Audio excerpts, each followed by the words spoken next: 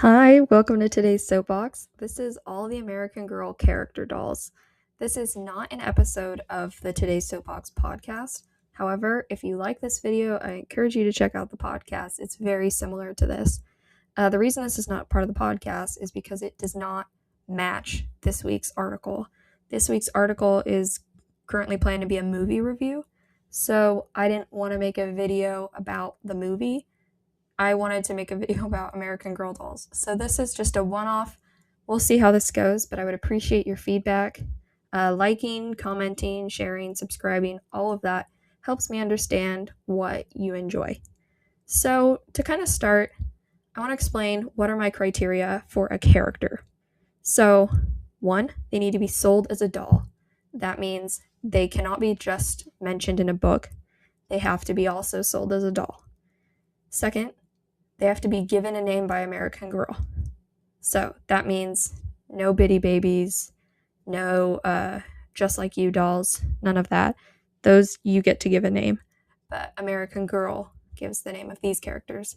And thirdly, it's meant to represent a human being. That means no pets, and that means no dolls within the doll story.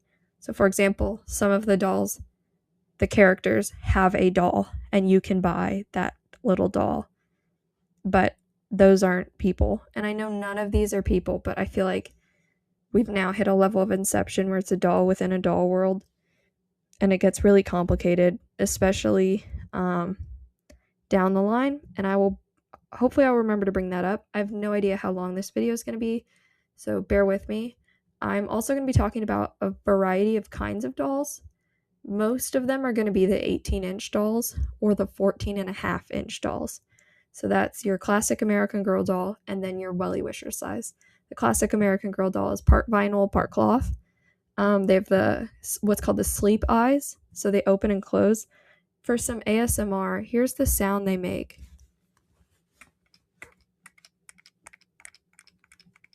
That is the sound of this kit doll's eyes opening and closing. I just think it's a fun sound, and I thought it was worth, bringing up some nostalgic ASMR. So the Wellie Wishers do not have doll eyes that open and close. They're always open. So that's different. They also don't have the actual lashes. They have only painted on. So there's 2 different kinds. And then I'll also have some one-offs that are not of that kind, but it's going to be primarily those 2. So the most famous part of American Girl, I would say, are the historical characters. They're meant to be representing girls living between 8 and 11, somewhere in that age, late elementary school type age.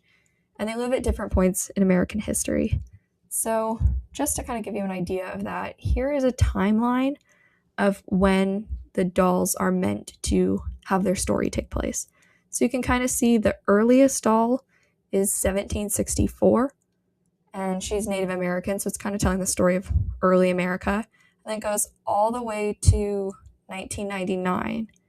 One thing that's interesting is the first doll, Kaya, is Nez Perce. So she would have lived in Washington or Idaho. And then the most recent dolls are from Seattle. So the way it kind of works out is it's bookended by Seattle and Washington State, which I think is cool because I am from Washington State. There's also, you can see there's a couple spots where there are 2 dolls. Those are they're put in the same circle for a reason. It's different from the best friend dolls, which you can see put below the other dolls. Best friend dolls usually had very small collections compared to the main series doll. And so when we get to some of those, I'll explain how that all works. But as you can see, there's only 3 dolls for the 18th century. And then 19th century, we've got 6, but we've got 5 stories. And then for the 20th century, we've got 1, 2, 3, 4, 5, 6, 7, 8. Already lost count. 1, 2, 3, 4, 5, 6, 7, 8, 9, 10, 11, 12, 13, 14, 15, 16. So they're very heavily concentrated in the 20th century. You can see I think every decade is represented. So we have, 1900s, 1910s, 1920s, 30s, 40s, 50s, 60s, 70s, 80s, 90s. The one with the highest concentration is the 40s, where we have one doll in 1941, and then we have two in 1944. We have a similar situation up in the 1850s. We have two dolls in 1853 and one doll in 1854. So for some reason, they kind of concentrate around certain points in history. And that will become clear as we look at the dolls and their collections. So let's actually take a look at it. So the first doll, like I mentioned, is Kaya. She is Pacific Northwest, 1764. This doll was released in 2002, and it was released with permission from the Nez Perce tribe. So what was super cool about this doll is they did a lot of research in making her, and they wanted to make sure that it was done respectfully and accurately. So as you can see, her mouth is closed. It's kind of hard because she's the first doll, so if you're new to American Girl, you're not seeing the contrast here yet. But as you can see, her mouth is closed. American Girl dolls typically have the two like buck teeth in the front that you can see. Kaya does not. That is because the tribe made it clear that it would be rude to show her teeth in that time and culture. So they were like, cool, we'll make a new mold with her mouth shut so that she is fitting with the point in history and the place in history and her indigenous culture. She has a very beautiful meat outfit. I'm going to be using the term meat outfit. Essentially, each doll is part of a series originally of 6 books. There's like the first book is Meet So-and-so. For example, like Meet Kaya. Then there's like a second one that's usually like so-and-so learns a lesson. And that one's like a school fall time one. Then there's so-and-so's surprise. Something like that. That one can be like a birthday. It could be Christmas. Then there's, oh my goodness, am I going to remember them all? Then there's like so-and-so saves the day. And that is like an adventure summertime type one. There's changes for character name. And that would be like, it's like a close off of the story. It's usually like winter. It's usually has more to do with like kind of capping the story. And then there's one more. I'm trying to remember it. There's Happy Birthday So-and-so. And that one's usually like springtime. So surprise tends to be a little more Christmas. Birthday tends to be a little more spring. So they usually have outfits that kind of align with those. However, the doll would come with their meat book. Now, they usually are wearing the outfit that they're wearing on the cover of that book. Since 2016, they relaunched the dolls. It was unpopular, I would say, among fans, but they created new outfits for a lot of them, and they combined the books into like a compilation. So you can see Kaya is posed next to like a compilation book. I don't know if I'll have pictures of individual books later. We'll see. But this is her meat outfit. She also had like a teepee, which I always thought was cool. I would always go play with it in the store because they had it on display, and I always thought it was the greatest thing ever. She has horses. There's other animals. It's really interesting to have the only Indigenous American Girl character be the very first, and it be before, the founding of the U.S. That to me is interesting because it kind of creates this idea that they are in the past. Like, Indigenous people are the past. They're before America. But they are America now. So I would love to see more Indigenous characters that are meant to represent modern eras, because Indigenous history did not stop when colonial history started. There's been a lot of stuff in between, and it's pretty dark, so I can understand why they're not jumping to make that like a marketable doll line. but I think it would be helpful in helping kids learn about indigeneity. They did create a outfit that was modeled after the modern Nez Perce tribe. That was like blue. It was her like, I think it was called like Powwow of Today outfit. So they did try. I respect that. But yeah, Kaya is a really special doll for that reason. Now we enter into colonial territory. This is Felicity Merriman. So she's pictured here in her original meat outfit. Her story takes place in Williamsburg, Virginia in 1774. Now, what's really interesting about that is she came out in 1991, so she's the first doll to join the line after release. There was a release of 3 dolls when the company started in 1986. She is the first one after that, so she's number 4. So the reason that's interesting is because the doll line was inspired by a trip to colonial Williamsburg. So I would personally have thought that a Williamsburg doll would have been in the initial release. But for some reason, she wasn't. She was later rebooted with a purple dress. A lot of people don't like the purple dress. That's the one I remember growing up. But this is kind of the one that is known from like the 90s. Felicity was retired in 2011. So retirement for a doll just means it's not being sold anymore. Oftentimes that meant you could still get the mini doll and you could still buy the books, but they were not selling the doll and her collection.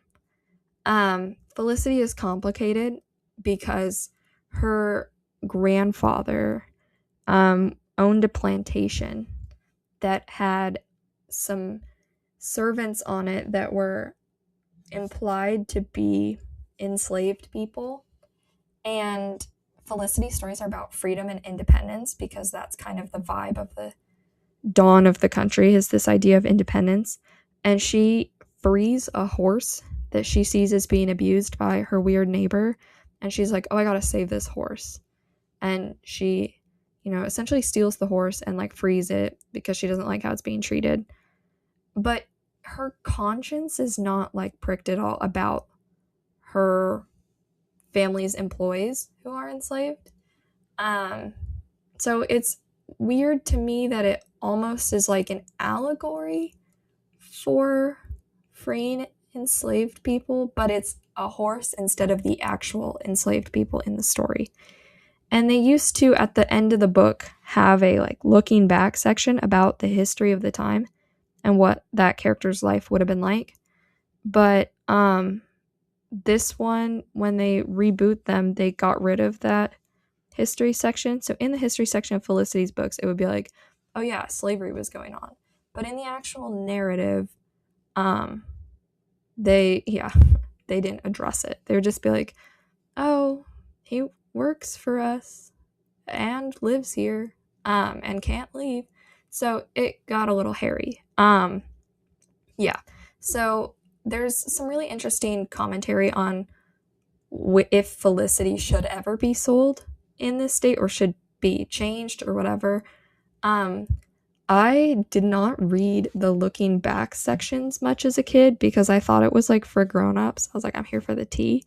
I don't want to know about the real stuff. But it contains good information now that I think is really relevant, and I think some of it should have been a little more integrated into the story.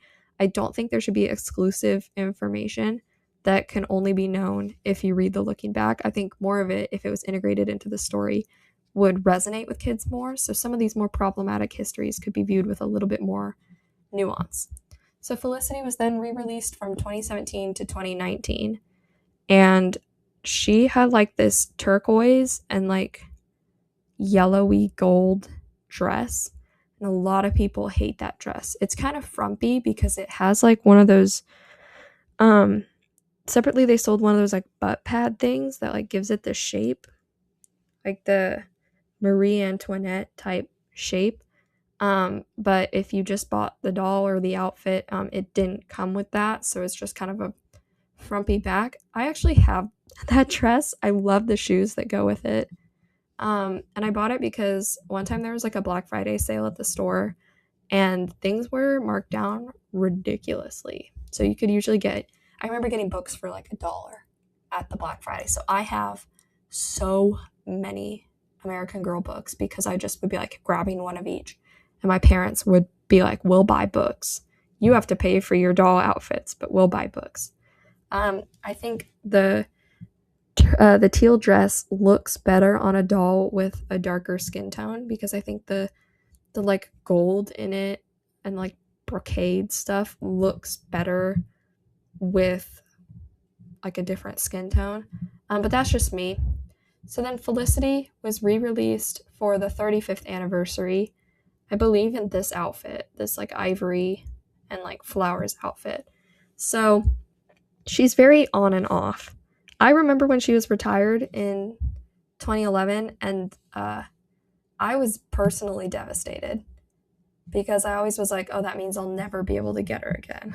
And then I've come to understand that eBay is a thing. And also, if something like lives on millennial nostalgia, it will be brought back. So I actually have a recent update from within the last couple days on Felicity that I will get to at the end of this section. So next is a doll that I did not know about until I was like deep in the throes of research for this video. This is Polly Merriman. Polly is Felicity's little sister who's born at the end of 1775. And she was sold like this in her little cradle. She was released in 2005 and was retired in 2008. So it was just a brief little window. And she is the same size as little bitty baby dolls. So there's the bitty baby line that's like vinyl and cloth. And they are not proportional to American Girl 18-inch dolls. They are not the size a baby would be if that's the size a 9-year-old would be. So they have these more proportional ones called little bitty baby dolls that are very limited. And there will be one more little bitty baby character I bring up. But yeah, I think it was interesting that Polly was sold. Here is our first friend character. This is Elizabeth Cole. So the friend characters usually have one book. So Felicity had 6, Elizabeth had 1. So you can see in the back it's called Very Funny Elizabeth. She is also 1770s Williamsburg. She was released in 2005, so same time as Polly, but she stuck around until 2011 when Felicity was retired. She went away as well. One thing that's interesting about the dynamic between her and Felicity is it's kind of meant to be like a interpolitical or intercultural friendship almost. Felicity is a patriot. So I'm explaining this all based on my understanding of the books when I was a kid. Felicity is a patriot, and she is in favor of a new United States of America. Elizabeth is a loyalist, and she's in favor of like staying a colony of England. So she's a little more on the Britishy side. Yeah, it's hard also because their family is loyalist and Felicity's family is patriots, but they're kids, so they don't even have like a profound understanding of how that's different. So it's hard with politics because you don't understand them at a kid, but some political disagreements are actually based on morals or human rights or something like that, for example. And kids don't understand why that issue is so divisive. So I think it gets a little simplistic, but I really like the notion of like friends across this line. Okay, then she's kind of my one that got away. This is Caroline Abbott. I have the mini doll of her, and I got her with the box set of all 6 books, and I loved those books. She's from Sackett's Harbor, New York in 1812. So as you can assume, that is the War of 1812. And she's right there essentially on the Canadian border. She was released in 2012 and she was retired in 2015. And this is devastating to me because she is such a gorgeous doll and her collection is very like Regency looking, very Empire waist. That was how I found out about the term Empire waist, was I would read the catalogs like they were literature. And so I read the description of every outfit. So I've seen actually some people made custom Bridgerton dolls and their outfits were Caroline's outfits. I love her long curly hair, and she also has a unique eye color. Her eye color is marketed as aquamarine. It's like a sea foam light green blue. She's the only doll with this one. Her story is really interesting because her dad gets like captured and is taken to, I want to say, Halifax. Yeah, and then she has to go like hunt him down. Not hunt him down. That's a wrong set of words. Rescue. Rescue is the word I was looking for. Caution, I'm going to spoil some of these books. She finds him in like her secret fort. So she like brings her boat and he's escaped prison or like been released or something. I can't remember the circumstances between him leaving prison. But she finds her like POW dad and has to like bring him back home. It's really intense, but I love these books. I wish she would have stuck around longer because I think she's beautiful and I love her clothes and I thought her story was so interesting. Like, so interesting. Next is Josefina Montoya. I'm going to out myself a little bit. I am fluent in Spanish and I have been since I was a little kid. I called her Josefina until I was like 13. And I'm ashamed of that because I know full well that the J in Spanish, jota, is pronounced with like a h sound. It makes the sound that an English H makes. So I knew I would read the word like Juan or Jose, but then when it's Josefina, all of a sudden I was like, ah yes, Josefina. You can see her here pictured with her meat book. She is from 1824 outside Santa Fe, New Mexico. So at the time, I want to say it's still Mexico. It's not like incorporated into the States. She was released in 1997. She's like in the original 6. So okay, let me explain this. There's the original 3, and they're kind of like iconic for that. Then there's the original 4, which includes Felicity. And then there's like the original 6, and then the original 8. You know, there's kind of layers to it. I believe the original 6 are all released under Pleasant Company, whereas the ones after the original 6 are released under Mattel. And that was when Mattel owned them. She is the first Latina historical character. And I believe she is still like the only one. So we could do a little better on more representation, but we can talk more about representation later. But yeah, I love Josefina. She has a cute little goat named Sombrita. I love her outfit. I love her shoes. They're so different from other shoes worn by the dolls. And I just think it's really cool how unique she looks. I loved her earrings growing up. I wanted little gold earrings so bad as a kid. That's like all I ever wanted. I was like, Josefina has them, all my friends have them, but I never ended up with them. I did get my ears pierced. It didn't work out, so I never had them, but I've always wanted her little gold earrings. So next is Cecile Ray. This is my on my Mount Rushmore of dolls. She is from 1853, New Orleans, Louisiana. She was released in 2011 and retired in 2014. I think the common thing here is Caroline and then Cecile. They were both released in the early 2010s and then retired in the mid 2010s. They had a very brief window, and I think they're just beautiful dolls. And I think it's because I'm nostalgic for that era of the 2010s. I'm not nostalgic for the 1850s or whatever. But I miss these dolls, and it pains me that they were gone so soon. She is a gorgeous doll. I think she's gorgeous. She has these really beautiful green eyes, and she's just got gorgeous hair.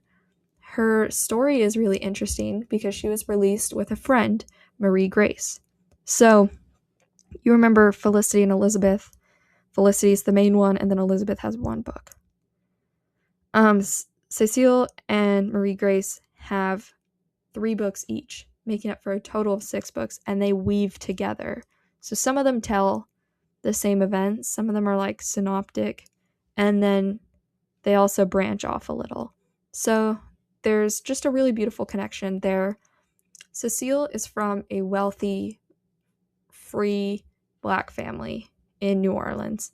So she's in this really unique spot in time and history where she is from an affluent family. They speak French.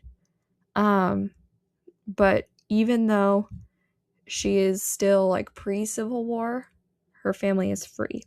So it's a very interesting situation because in contrast, here is Marie Grace.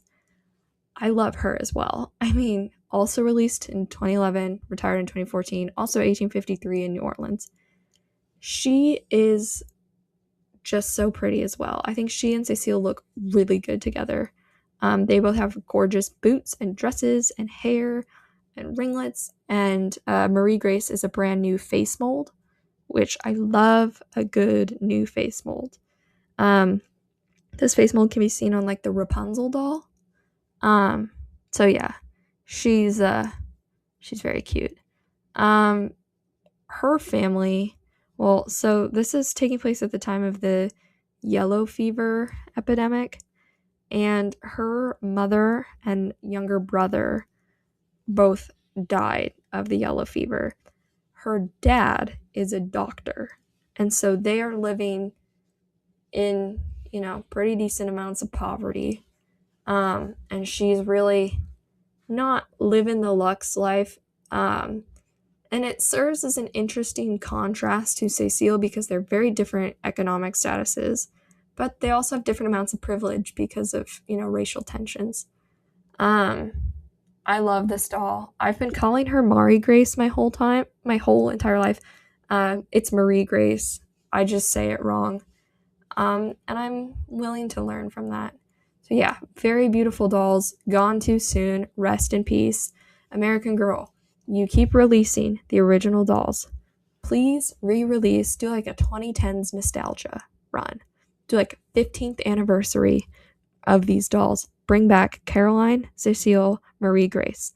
I want them to be, be so nostalgic. Release them with their original prices. Don't account for inflation. Account for nostalgia. So yeah, I would love to complete their collections. I would love to expand their collections. I just think this was a gold mine and I love them.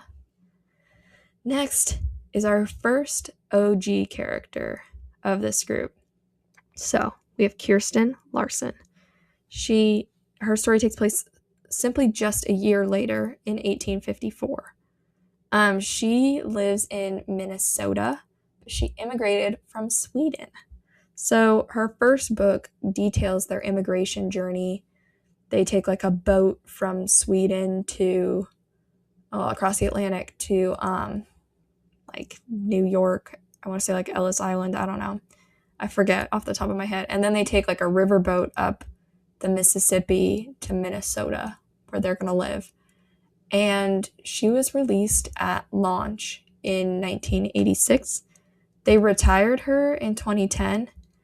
Devastating. Like, devastating to me. And then they re-released her in 2024. Yeah. She is kind of famous for a really traumatic thing that happens in her first book while she's on the boat. She makes a best friend. I want to say it's a friend from even before they were on the boat named Marta. Marta is this lovely Swedish immigrant going through the same thing as Kirsten. Super cool. And then she gets cholera. And Kirsten goes to the door and she's like, hey, can Marta come out and play? And her mom's like, oh, sorry, Marta got cholera and can't play. Kirsten's like, okay, cool. And then she goes back and she's like, Marta's bed is empty. And her mom's like, yeah, Marta died. And so her, like, before she even gets to the US, she's got a dead best friend. It's traumatic stuff, but it sticks with you. I hate to laugh about it, but it sticks with you. And she also has a friend named oh my goodness, is it Singing Rain or Singing Bird? Let me look it up. Is it Singing Rain or Singing Bird?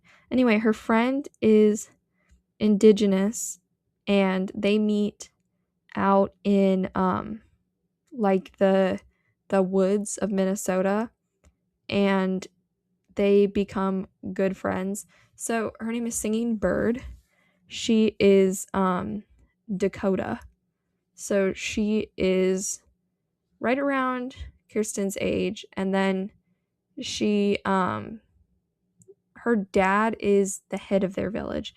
She's just so interesting. I feel like there was a missing opportunity for a Singing Bird doll, because it's like a whole 100 years after Kaya that they could have explored.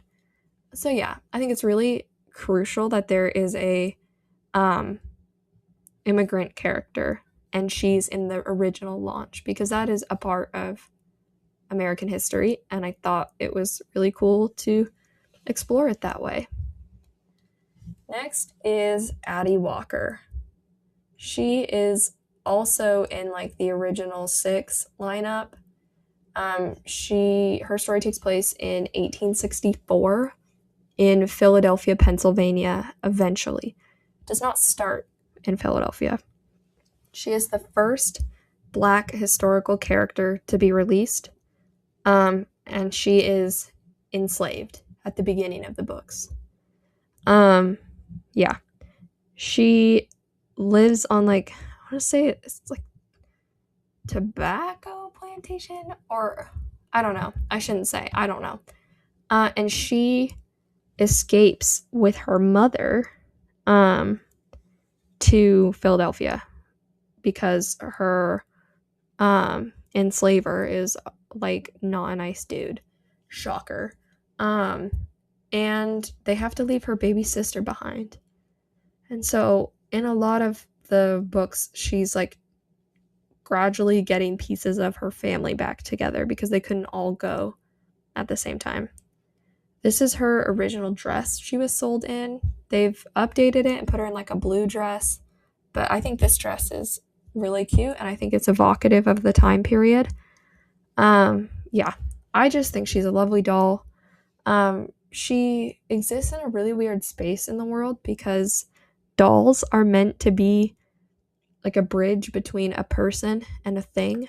So like a human being and a possession. Like you own a doll, but she represents a human being. Whereas in the times of slavery, enslaved people walked that same line. They were viewed in chattel slavery, they were viewed as possessions, but they're also people. And so it's interesting to explore the ethics of selling a doll, like for money, that represents an enslaved person, because it feels a little bit weird to like purchase her. Like I'm saving up money to buy Addie. Feels really weird in the context of her story and her experience. Super interesting, super good food for thought. A lot of research was put into her, and I think that is a really cool thing. And I love when they very intentionally create dolls, and I love when they work with authors to make the best product they can, because at the end of the day, they're products. So next is another OG. This is Samantha Parkington. She was released at launch in 1986. Her story takes place in 1904 in Mount Bedford, New York. She is an orphan. She lives with her grandmother that she calls Grandmary, and they're well off. She's living it up. She has a cool uncle named Uncle Guard. A lot of people in the American Girl space find Uncle Guard to be very attractive. I agree. And he marries this like cool modern woman named Cornelia. They're super cool. This doll was retired in 2009. So I started really getting into American Girl around 2009.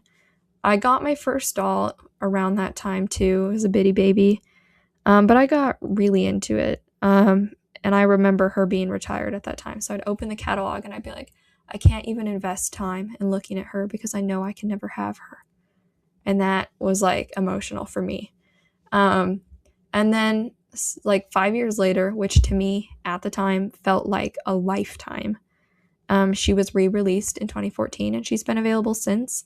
They launched her with the Be Forever collection, which was like that reboot with new outfits. So yeah, she's gorgeous. She's an icon. She is the moment. She'll come up later. So keep her in your mind. And then she has a friend too named Nellie O'Malley.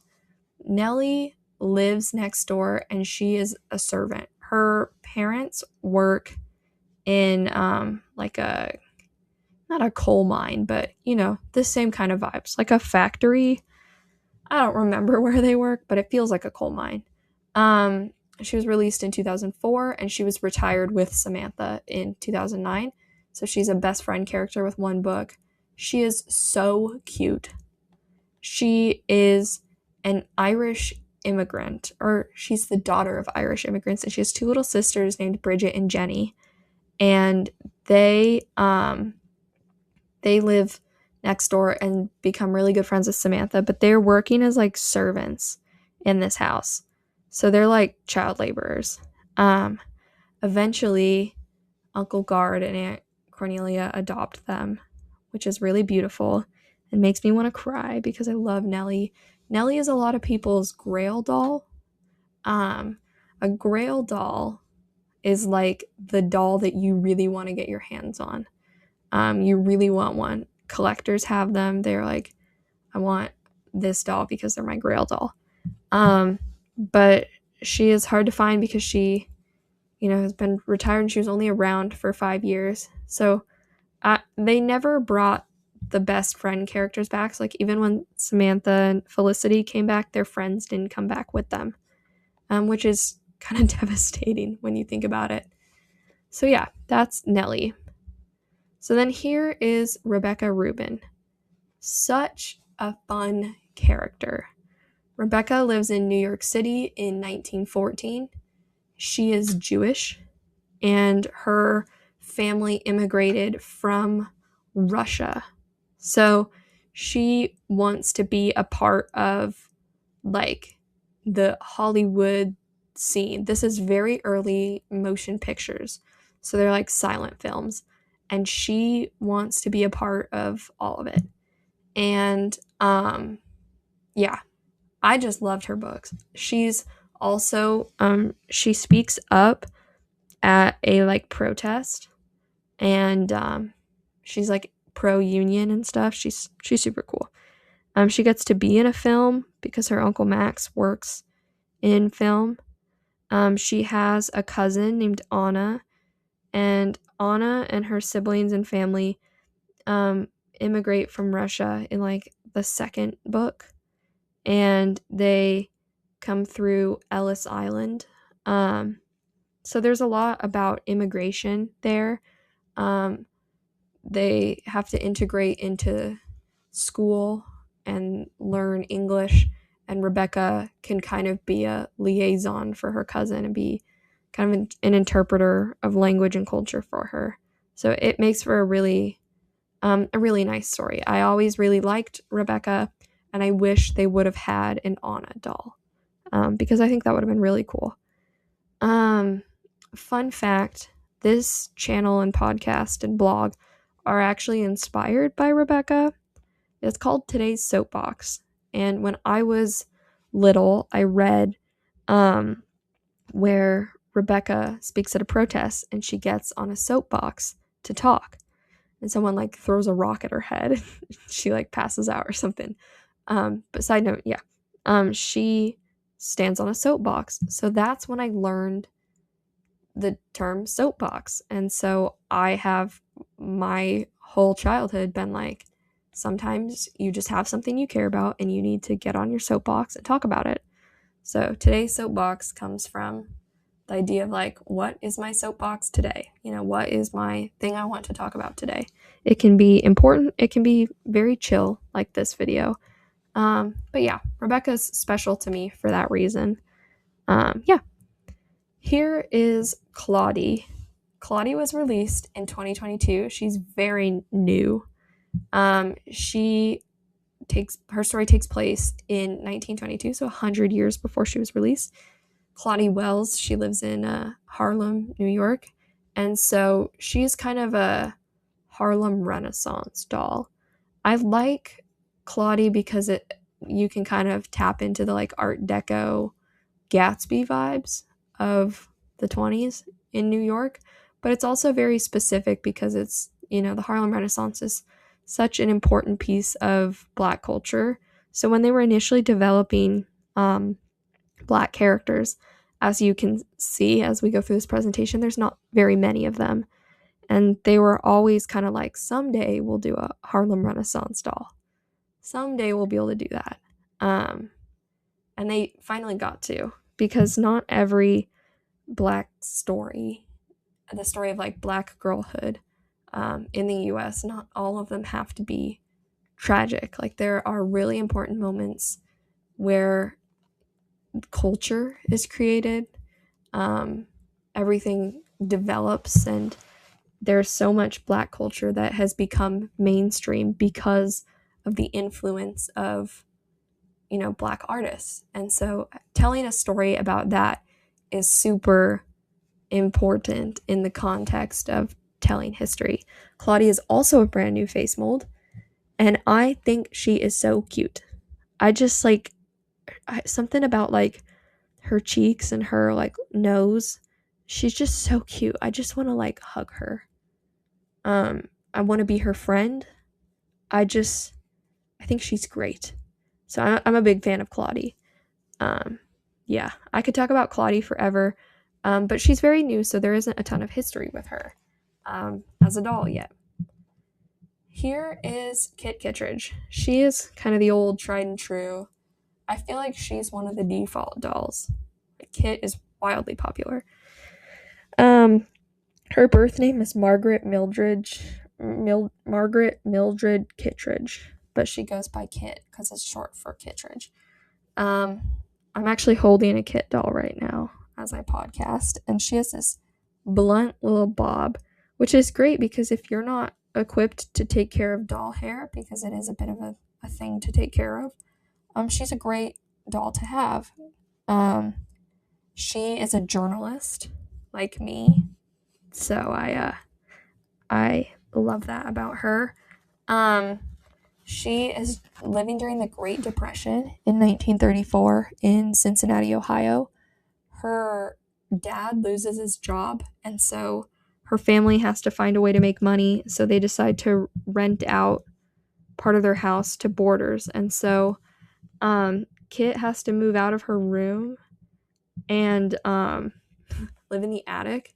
I was so jealous of her room in the attic because she finds this giant roll top desk that you can buy for the doll, and I was like, that's the most glamorous life ever. Now I have my own desk, and I'm like, well, I don't want to live in an attic, but I just was like in love with the idea of creating a space. So yeah, she has not wavered at all. Like, she and Kaya and Josefina were like released and then kept, which is cool because there's like 20 years, 26 years of Kit dolls that have been loved. She's one of the ones that has a movie. I haven't talked about all the movies, but yeah, she has a movie, and that's kind of cool. She has a best friend too named Ruthie Smithens. For some reason, Ruthie is 1932, so I don't know why her story takes place 2 years before. I just found that to be a little weird. She was released in 2008 as like a best friend. She retired in 2014. When they launched Be Forever, they axed all the best friend dolls, like all the ones that were remaining. And I find that to be kind of devastating because I quite like Ruthie. She's another one of those like dolls created for economic contrast. So her family's a little bit better off than Kit's, and that can be a point where you can find a lot of interesting storytelling. And I mean, she's wearing purple. I love purple. So yeah, that's Ruthie. Next is a very gorgeous doll. Her name is Nenea Mitchell. She is 1941 in Honolulu in Hawaii. She was released in 2017. Now you may be thinking to yourself, what happened in Hawaii in 1941? Pearl Harbor. She's essentially a Pearl Harbor doll. What's really interesting is her mother is Native Hawaiian. Her father is just like standard white dude. And so she kind of walks the line. She's biracial, which is really cool. And she's also a Pacific Islander. And as you can see, there's not been a ton of representation. So we'd love seeing unique representation like this. She has gorgeous hair. And her outfit is so cute. You can see it's very like, there's parts of it that are like inspired by Hawaii and parts of it that are more like the sailors that would have been coming in because of Pearl Harbor. So yeah, I love her deeply. I think she's gorgeous. I was obsessed with her when she came out. I would go to the store and I would just run my fingers through her hair. I would walk over to the display. I would just pick her up and I would just brush her hair. And the employees would always be like, oh, how are you doing today? Because they all knew me because I was there all the time. And I would spend hours in the store. I would fix the displays. I would talk to people about the dolls. I was there all the time. And I just was like, Nenea is the greatest thing ever. So I really love her. I think the reason I think she's so great just strictly comes from bias. So I'll move on before I talk about Nenea forever. Speaking of World War II, we have Molly McIntyre. Her story takes place in 1944, so towards the end of the war. 1941 is obviously the beginning of the U.S.'s involvement in the war, and then 1944 is towards the end. She lives in Jefferson, Illinois. She was released at launch in 1986, so she's the last of the 3 dolls that were released at launch. She was retired in 2013. Another devastating blow. Like, that one broke me. I still think about it. She was re-released as a Costco exclusive in 2018. Weird, may I say. Very weird. Why a Costco exclusive? She also had like a different outfit and it wasn't this like cute one she's wearing in the picture. I'm like, what in the world, dude? She has glasses, so she's, I think, the only historical character to wear glasses, which is cool because there's not a lot of disability representation in the dolls, and so even something like glasses, which shows a like visible visual impairment, is really great representation for, you know, kids who wear glasses. Another interesting thing about her is this is not the outfit she's wearing in the cover of the Meat book when it was re-released. The original book, this is what she's wearing. In the re-release, she's wearing her Halloween costume. And that was like a relaunch in like the 2000s. So yeah, that's Molly. I think she is so cute. Yeah, I just love Molly. I could talk about Molly forever. And she has a friend. This is Emily Bennett. She is sent from London to Jefferson to live with the McIntyres because the Blitz is happening and she doesn't want to die. She was released in 2006 and then retired in 2013. And she's a friend to Molly. So yeah, another interesting character because she's an immigrant. And it's more of a temporary situation. So she's another case where they took a character from the book and turned her into a doll, and I wish the same could have been done for some of the other characters. But I love Emily. Fun fact about Emily, so she and Molly have birthdays around the same time, and they get dogs for their birthdays. And they decide to name the dogs after each other. So Molly names her dog Bennett after Emily Bennett. And Emily names her dog Yank because Molly is a Yankee. I always thought that was a little weird, but hey, whatever. I feel like those dog names are different amounts of thoughtfulness. So, yeah, Emily is another fun one. She has this gorgeous purple holiday dress my sister has, and I want it, but I'm trying not to covet, and I'm trying not to be jealous or envious of her. But yeah, she has the purple dress, and I want it. Next is Mary Ellen Larkin. What a doll. Okay. She's 50s, 1954, Daytona Beach, Florida. She is so vibrant. She's a polio survivor. She has red hair, this gorgeous ponytail. Her collection is very 50s, very, very cute. She has a poodle skirt. One of the reasons I love her is my grandmother grew up in Florida in the 50s. So in a lot of ways, I'm kind of like, wow, there's like a little connection there. I can kind of connect with her experience. And then that kind of helps me learn about, my family. So I think that's really cute. She's still new to me. Even though she's been around 11 years, I consider her a new doll because she was released under Be Forever instead of the original run. So yeah, super cute doll. This is like my sister's favorite doll. She has her and she has like all her outfits. Such a cute doll. Love her to death. Big fan. Here is Melody Ellison. So some more Black representation. It's 1964, Detroit, Michigan. She's released in 2016. Melody is so cool. Melody's 60s civil rights, which is really cool, but also music. She had this recording studio you could get, and she like records herself singing. And I was like, this is the coolest thing ever. So I would go to Sora and bring my doll, and my doll and Melody would like record tunes together. I just love music. I think the 60s was such an interesting time in American history because the pop culture was blowing up because music was becoming more accessible, movies, celebrities, like all of that was blowing up at the same time. There was a lot of really hard work being done by activists to kind of dismantle Jim Crow laws. So I think it's a really interesting story to tell, especially when you have the story of Addie at the same time. You can kind of see different points in Black history through the dolls. And then they later added Claudie, and I feel like Claudie complements Melody well because they both celebrate Black artistry, which, I mean, plenty of other dolls celebrate artistry and creativity, and so I think it's important to acknowledge, Black creativity at the same time. So then this is Julie Albright.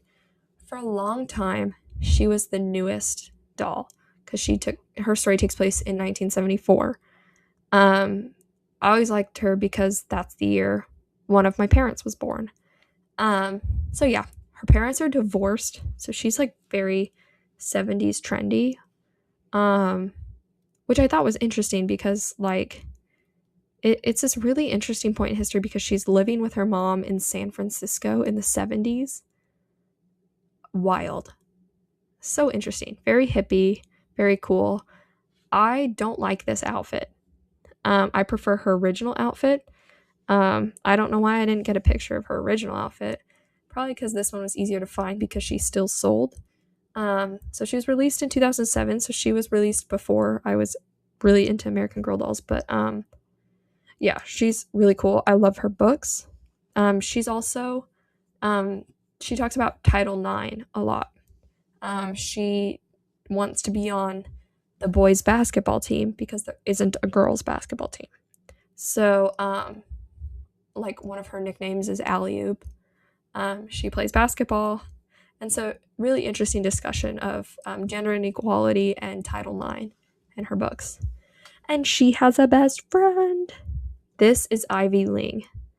Ivy is just like, she's one of the real tragedies of American Girl because she is the only Asian American historical character.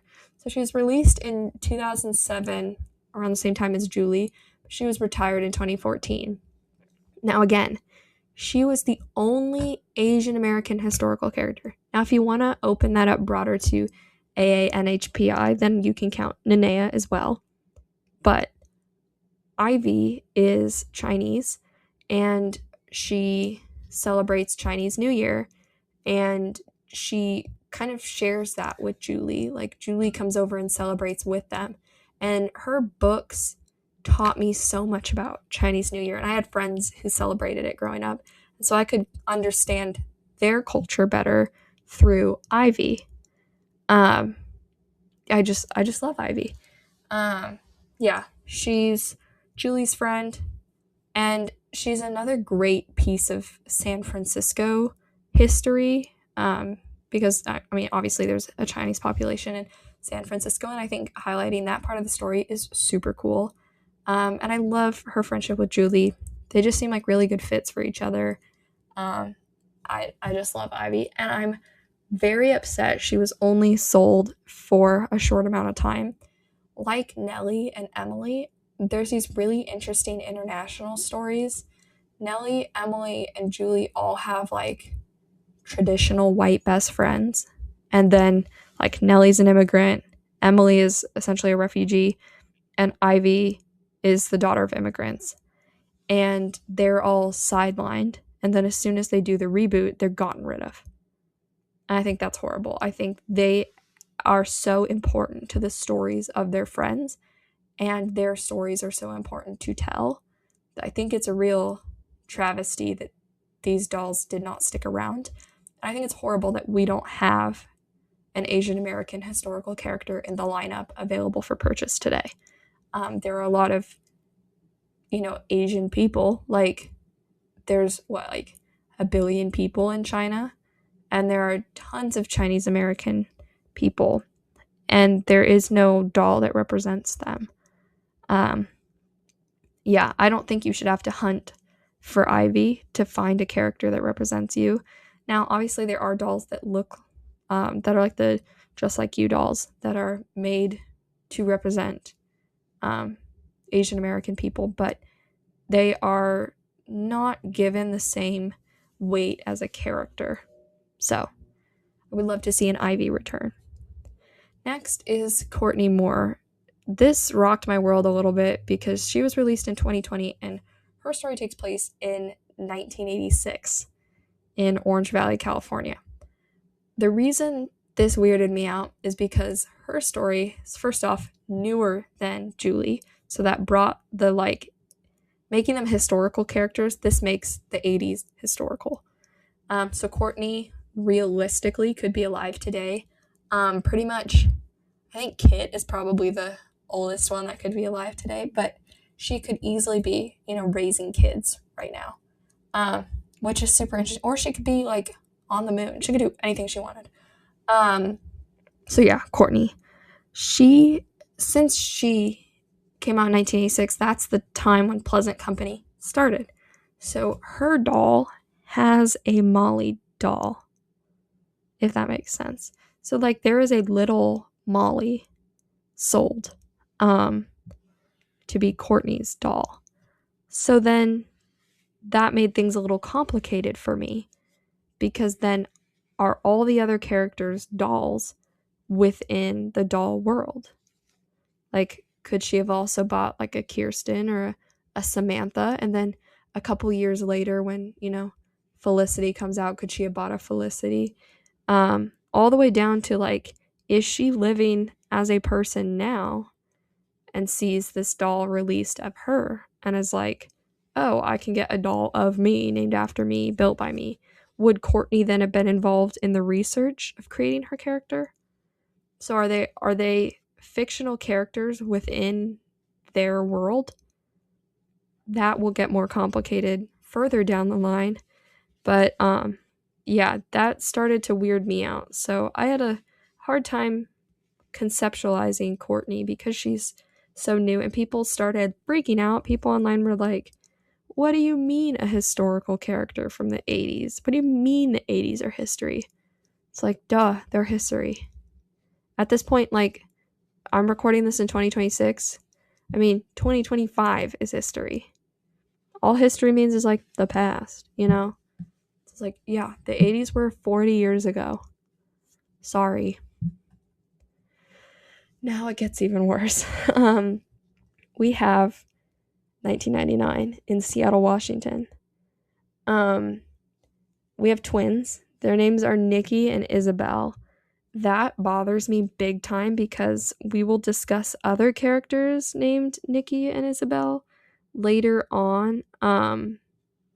Yeah, it's super interesting because they use the same, like, this Nikki is spelled with a C instead of two K's, and that is the same spelling as the girl of the year named Nikki. So yeah, she lives right at like the turn of the millennium. So yeah, super interesting. She comes from an interfaith family. One parent is Jewish and one parent is Christian. So she kind of like grows up celebrating both, which is super cool. And then here, I'll take a look at her sister. This is Isabel. They were both released in 2023. They have the same face mold, but they have different hair colors and eye colors. Yeah. Okay. Here's what bothers me. When you think Seattle in 1999, what do you think of? Well, whatever you're thinking of, I'm sure their parents are a part of it because the description of their parents is that their dad is a former rock musician who owns a coffee shop, and their mom is a software programmer preparing for the Y2K glitch. And their coffee shop is called Coffee Garden. So very, very Seattle, I guess. But I mean, being a Seattle girly, I feel like one of the beautiful things about Seattle a chunk of its history has been how intercultural it is as a port city. And given that there are no Asian American historical characters, would it have killed you to make 90s Seattle characters, potentially Asian American? I think that is a perfect place for that story to be told. Because Seattle, honestly, our country was, built by immigrants, obviously, but Seattle especially, like, we would be nothing without, our international port, So yeah, this feels like a missed opportunity for Asian American representation, or really any culture other than white. But I digress. That is a personal opinion. You're free to disagree with it. At least Isabel is spelled differently than the girl of the year, Isabel. Anyway, so here's some new information. This is Isabel. They were both released in 2023. They have the same face mold, but they have different hair colors and eye colors.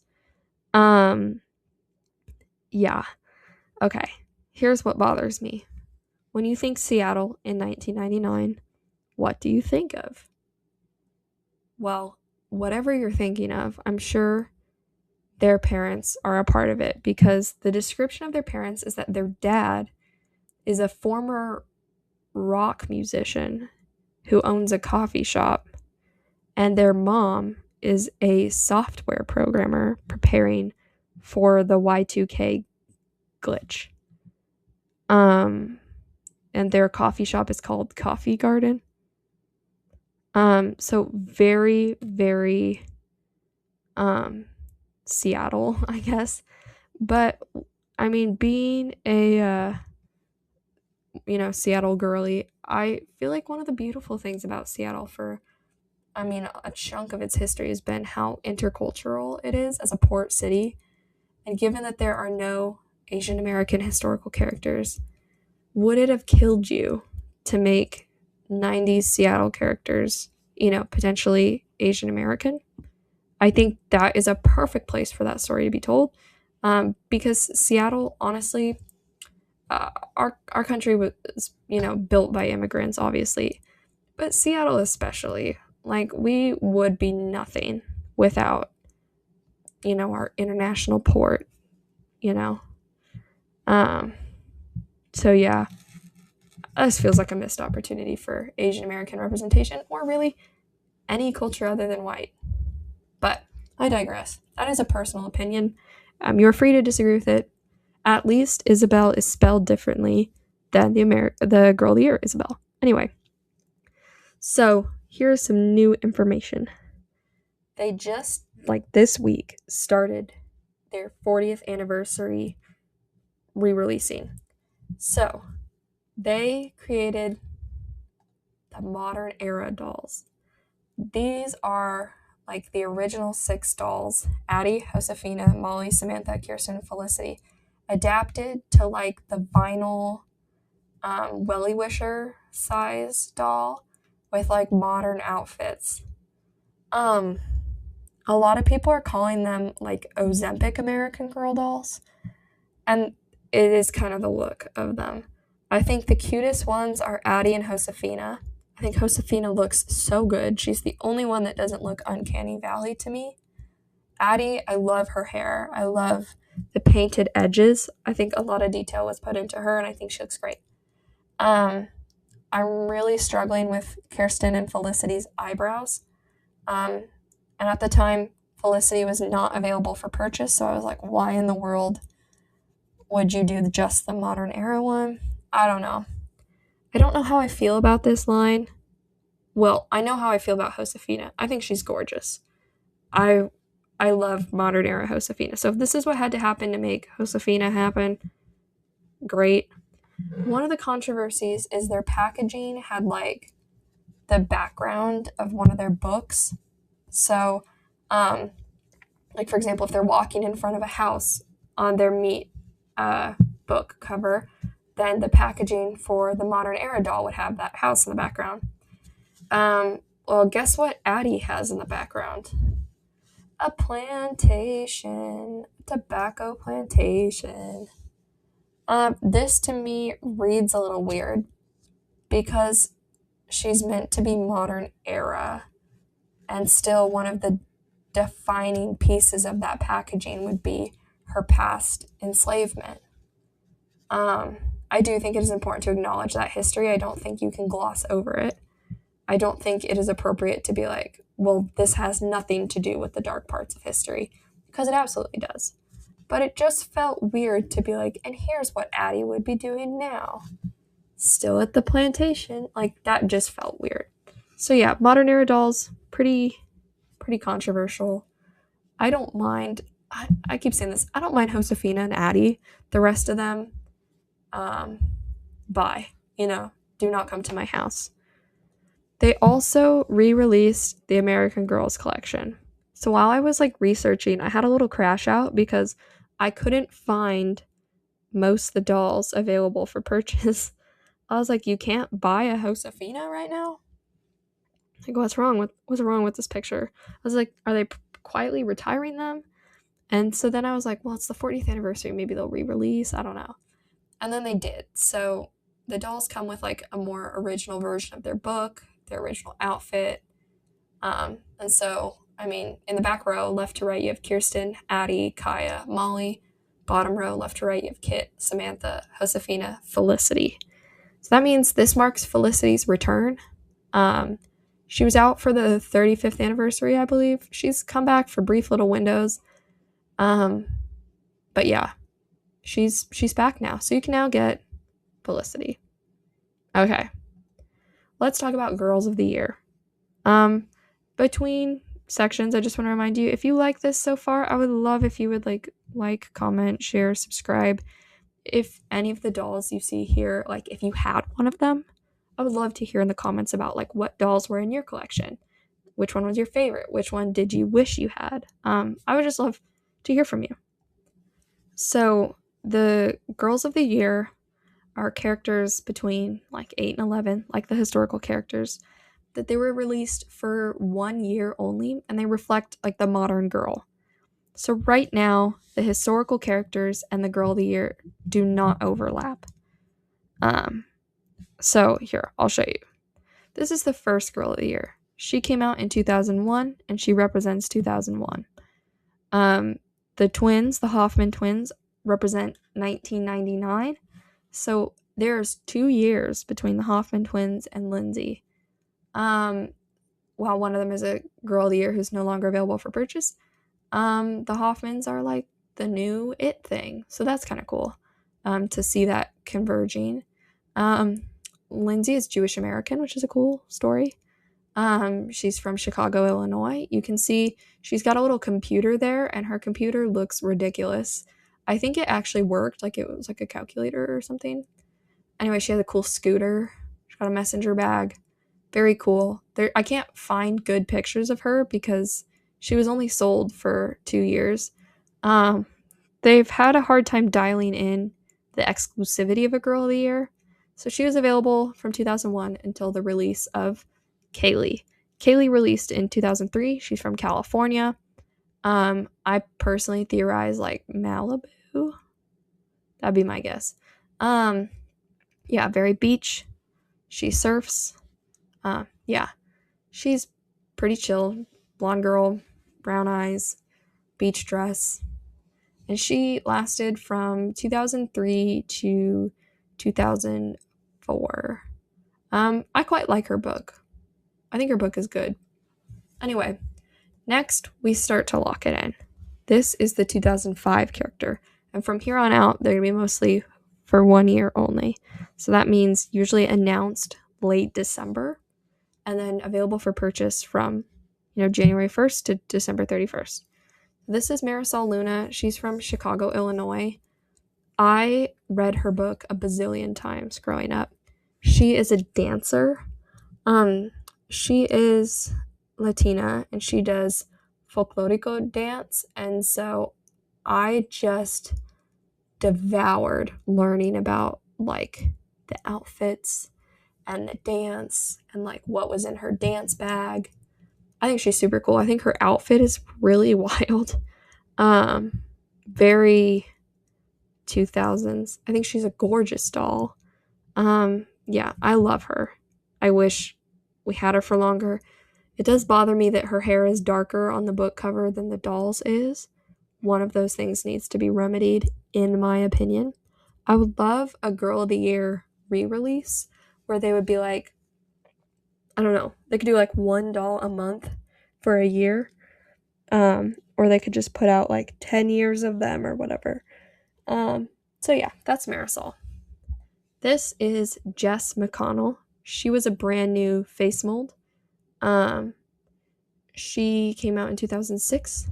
She is from Houghton, I don't know, that place in Michigan. And she goes to Belize during her story, which is super cool. She had like a blow up kayak thing. I thought that was kind of cool. Inflatable, maybe is the right word. Very cute. Very, very cool. She's Asian American. I think her dad is white and her mom is Asian American. I forget which specific part of Asia her mom is from. Anyway, super cool. Love her outfit. I just think she's very classic. She does look a little plain when you look at her in context of the other dolls. However, this was a brand new face mold at the time, so this was very unique, and her face mold lives on. Her face mold is visible on lots of dolls. So, still very much a part of, what's going on now. 2007, we've got Nikki Fleming. Here you can see my problem. Her name is Nikki, and it's spelled the same way as Nikki Hoffman. Nikki is from Denver, Colorado. Her two things are like horses and dogs. Like each American Girl had their thing. Hers was like horses and dogs and being from Colorado. So she's very cowgirly. Gorgeous dog. I always thought the dog on the cover of that book is so pretty. Big fan of Nikki. I think she's gorgeous. I love the color of her hair, how it matches like the belt and the boots. Love her little skirt. In her story, her mom has like twins partway through, and she gets to help name them, which is super interesting, because those twins would be like 18 now. 18 and 19, you know? It's weird to think about how long that's been. Next, we have Mia St. Clair. This is one of the first Girl of the Years I remember having like the catalog for, like looking in the catalog at her. She's an ice skater. Her brothers play hockey. She's got like 3 older brothers. She's from upstate New York. She had ice skating stuff. She's a figure skater. So she had like so much cool stuff. I really like Mia. Yeah, she has a really pretty haircut that's like more layered. She's got freckles and green eyes. I think she's a really distinct looking doll. And I love when the historical characters in Girl of the Year dolls are distinct looking, because it can get a little monotonous when there is a look-alike doll that looks exactly like them. Like for example, they're not selling a doll with this haircut, eye color, freckles, skin color combination. You can only get that doll if it's Mia. Now, you get to see why I don't love the bland as much. Here is Krissa Maxwell. Krissa, I just feel like looks a little plain. I love her dress. It kind of looks like a hospital gown to me. I don't know. She's a swimmer, and she lives in Minnesota, so she has a really cute snow set. But like her story is about bullying. So there's a lot to it about like just bullying. And so I thought it was really cool that they took the time to raise awareness about that. I remember a lot more of this. She got a movie, which I thought was cool. Yeah. I just really like that focus. She has an older brother who gets bullied, and so she is very I don't know, she stands up against the bullies, and there's this group called the Queen Bees that is kind of being a problem, around the area. And so she, as you can see in the back, there's a pink book, and you can see a little face peeking out. That is Sonali. Sonali Matthews is one of the Queen Bees.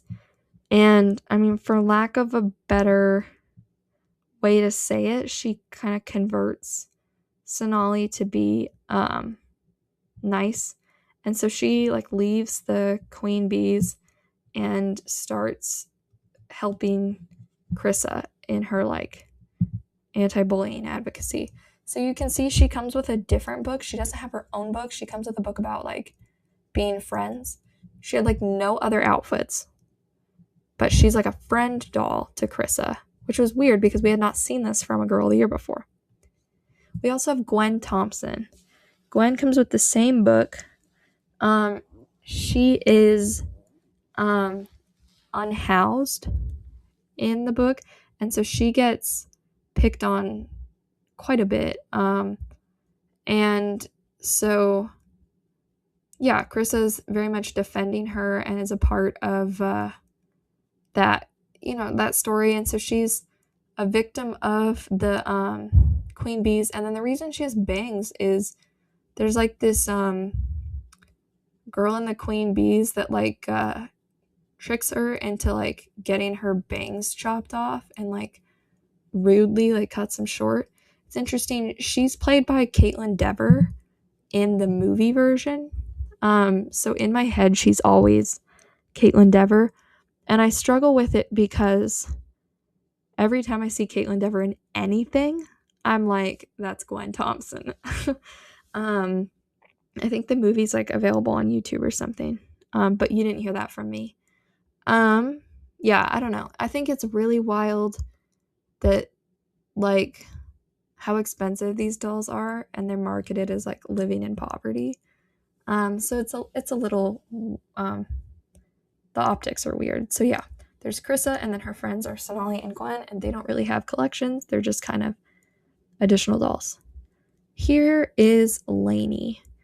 Lainey is into, like, ecology and, like, conservation, and yeah, she's really cute. She has, like, really cute eyes. I just love her eyes. Very interesting outfit. Her other outfits in her collection are cuter. She's from Cambridge, Massachusetts, and she, like, stays with her aunt. She had a camper van. A lot of these dolls I want to, like, describe by their hobbies, but it's really tempting to describe them by their accessories. Lainey has the camper van, and it came with, like, stickers to put on it, which was cool. And, like, Krissa had a llama, which I thought was really cool. But then, or it was an alpaca. I can't remember if it was an alpaca or a llama. But Lainey has a camper van. So yeah, super cool. I'm a big fan of Lainey. Now, one of the best Girl of the Year dolls, we have Kanani Akina. She's from Kauai. She had the shave ice stand. She surfs. She works at her family's shave ice stand. I believe she also does conservation. They sold, like, these plushies with Lainey that you can get, like, a fox and a raccoon. And I believe they did the same with Kanani. They did, like a turtle and stuff that you could get, and part of the proceeds of those went to, like, conservation efforts for that animal. She has a lovely necklace. I think she's a gorgeous doll. I love the way her hair and skin and eyes look together. At the time, she was, like, the first Pacific Islander doll. Now we have Nanea, but Kanani paved the way. And I've already explained how much I love Nanea, so I have to acknowledge Kanani, who went before her. She's another Grail doll for a lot of people. She has the Jess face mold, which is interesting because Jess feels unremarkable to me sometimes.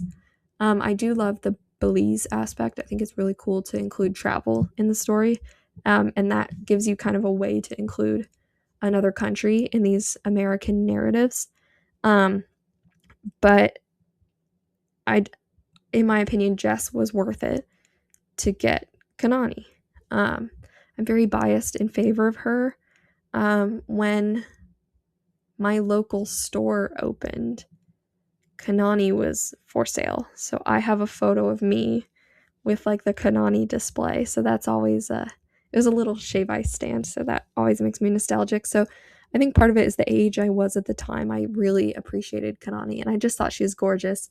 I have the catalog from when she was announced, and it's held together by packing tape alone because it's been poured over so many times. So I love Kanani. I love her collection.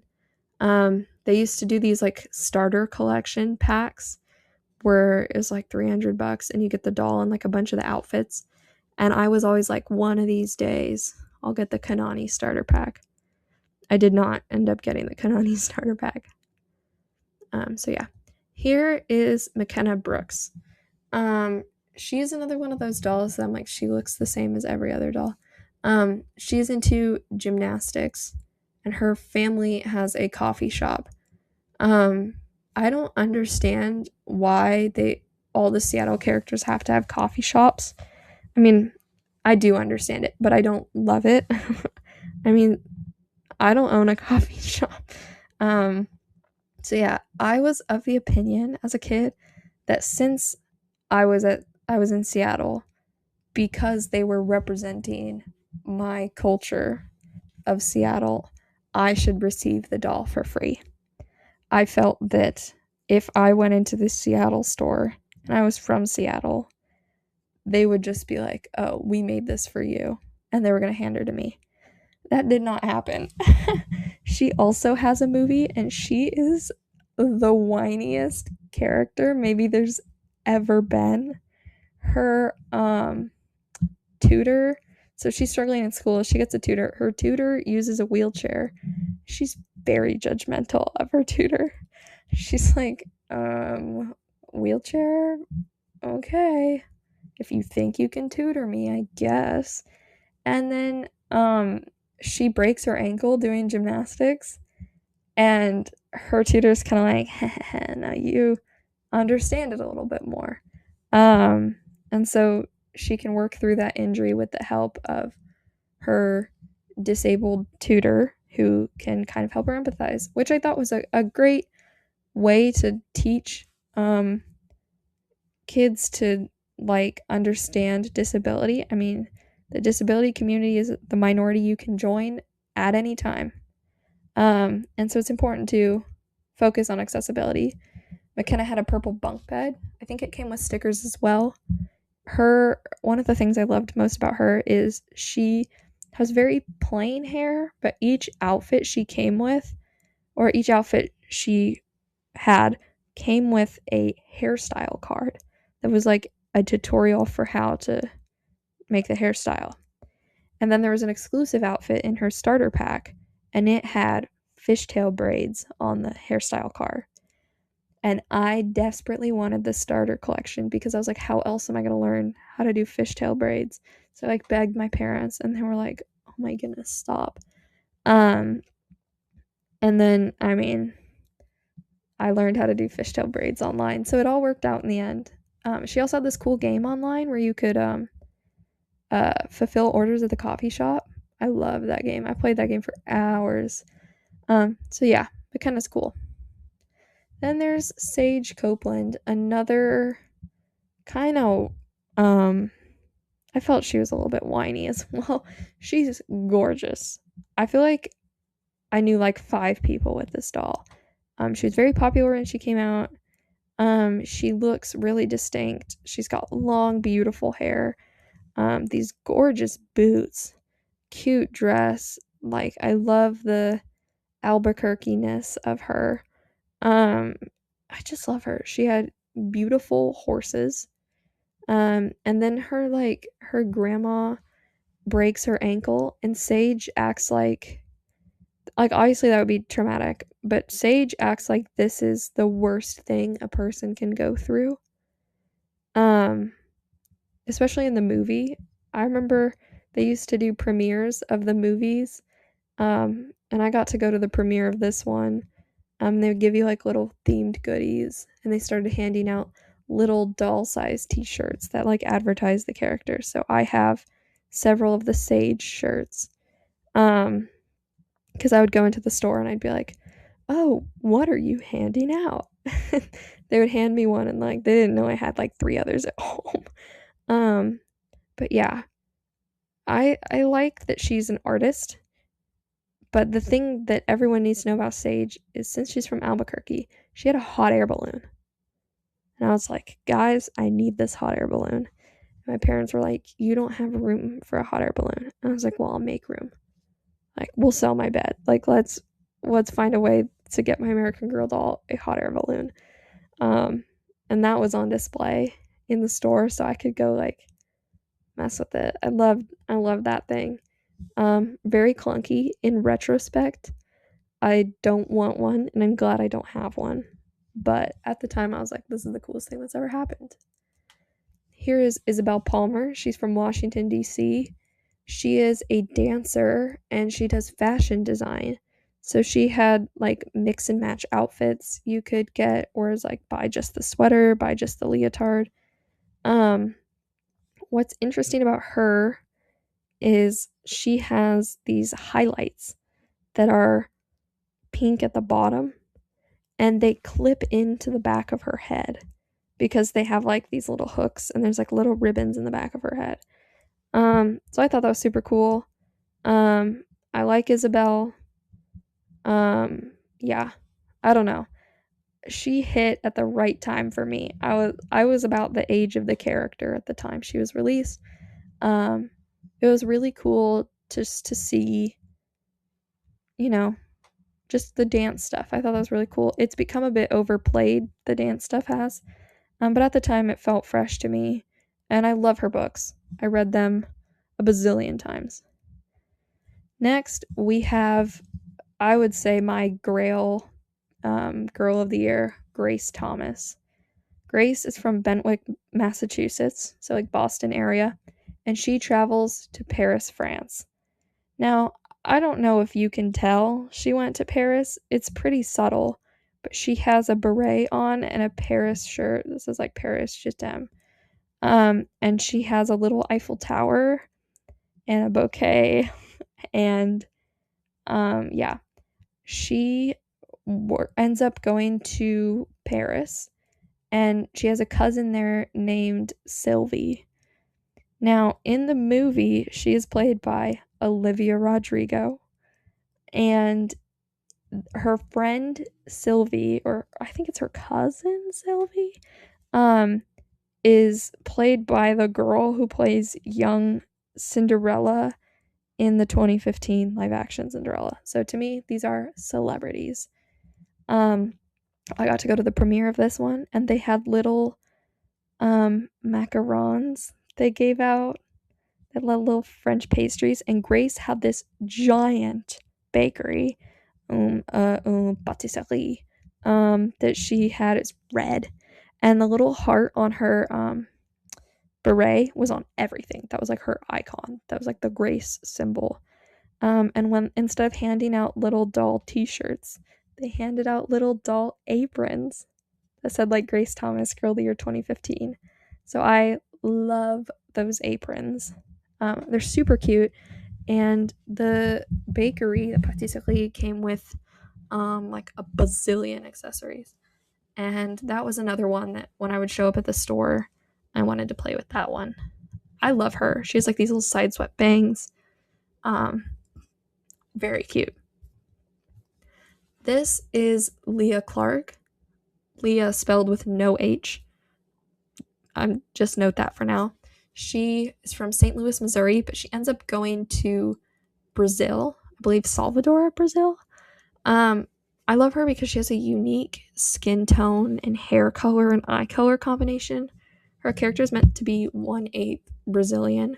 She has a friend named Camila that there's like a whole book about. One of her books is called Leah and Camila. I don't know why Camila couldn't be a doll. I would love a Camila doll. Then she'd be Brazilian. I think that'd be really cool to have, some Brazilian representation. Very beautiful outfit. She's into photography and I want to say also conservation. But yeah, her free giveaway was like a little sarong made of like sport material, and I was always like, what is this? They handed it to me and I was like, pardon, can you show me what this is? So they like taught you how to like tie on the skirt. So I thought that was really cool. It's just a cool memory for me. Her accessories were super cute. She had this gorgeous white dress with like gold and teal on it. But yeah, this is when I started to drift away. I was aging out a little bit of American Girl. And then I came back. Meet Gabriella McBride. I don't know what it is about Gabriella, but she has a chokehold on me. Her story is about poetry and dance, and she has a stutter that she is learning to work with to best do her spoken word poetry. I love her layered headband, I love her layered tops. I love her shoes. This doll, I bought her. I was like, I am obsessed with her. I've struggled to take care of her hair because I am white, and so this is not a hair texture that I have. So it's been a learning curve because I did not understand how different black hair care can be. And so I've learned a lot, but I thought it was really cool to kind of tell her story and then also to finally have a Black Girl of the Year. I thought it was super cool. She's from Philadelphia. She actually relates a lot to my current career path. I work with poetry a lot and writing and that kind of thing. And so I just thought this was super interesting. And it was good representation. Next we have Luciana Vega. They had a really cute shirt they gave out with her that said, "I need space." She lives in Virginia, but she travels to Huntsville, Alabama to go to space camp. So she has like the galaxy print dress, and I was always like, that's the ugliest thing ever. And then I would look around me, and everyone had galaxy print leggings, backpacks, shirts, dresses. Like, galaxy print was a big deal. So I do respect where it fits socially at the time. So I do like Luciana. I think it's great to have another Latina character. She has a purple highlight in her hair, and she has like a side swept bang. I believe she had like a space shuttle thing. Am I hallucinating that? I'm trying to remember what's her big accessory. I think she had a spaceship. Let's see. I'm looking up a picture right now. Yeah, okay. She had a like space research pod thing. It's like a Mars habitat. It's like this little circle thing. It's got a dish on the top and like a desk, and she can do like research in there, and she has like a full astronaut flight suit. What in the world? Like, I just think that's super I think that's super cool. I remember it being really expensive though. I never played with that one because I was like in the back. I could never get to it because everyone else got to it. She has a cool like red like belt bag, and she has like a choker, like a holographic choker and like holographic docks. She's very 2018. I don't think she could work in any other year, but I do think she's very special. So this is kind of my like lost years where I wasn't as engaged with the brand. This is Blair Wilson. She's from Bluefield, New York, and she's into like farming and gardening. Gorgeous doll. Gorgeous dress. Love the accessories. I just think she's gorgeous. Yeah, I don't know much about her, and I'm not doing a lot of side research for this video. So I just think she stands out because she's a redhead. She's really, really cute. So yeah, I love Blair. Don't know much about her. Yeah. This is Joss Kendrick.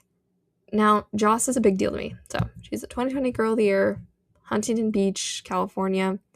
She has a brand new face mold.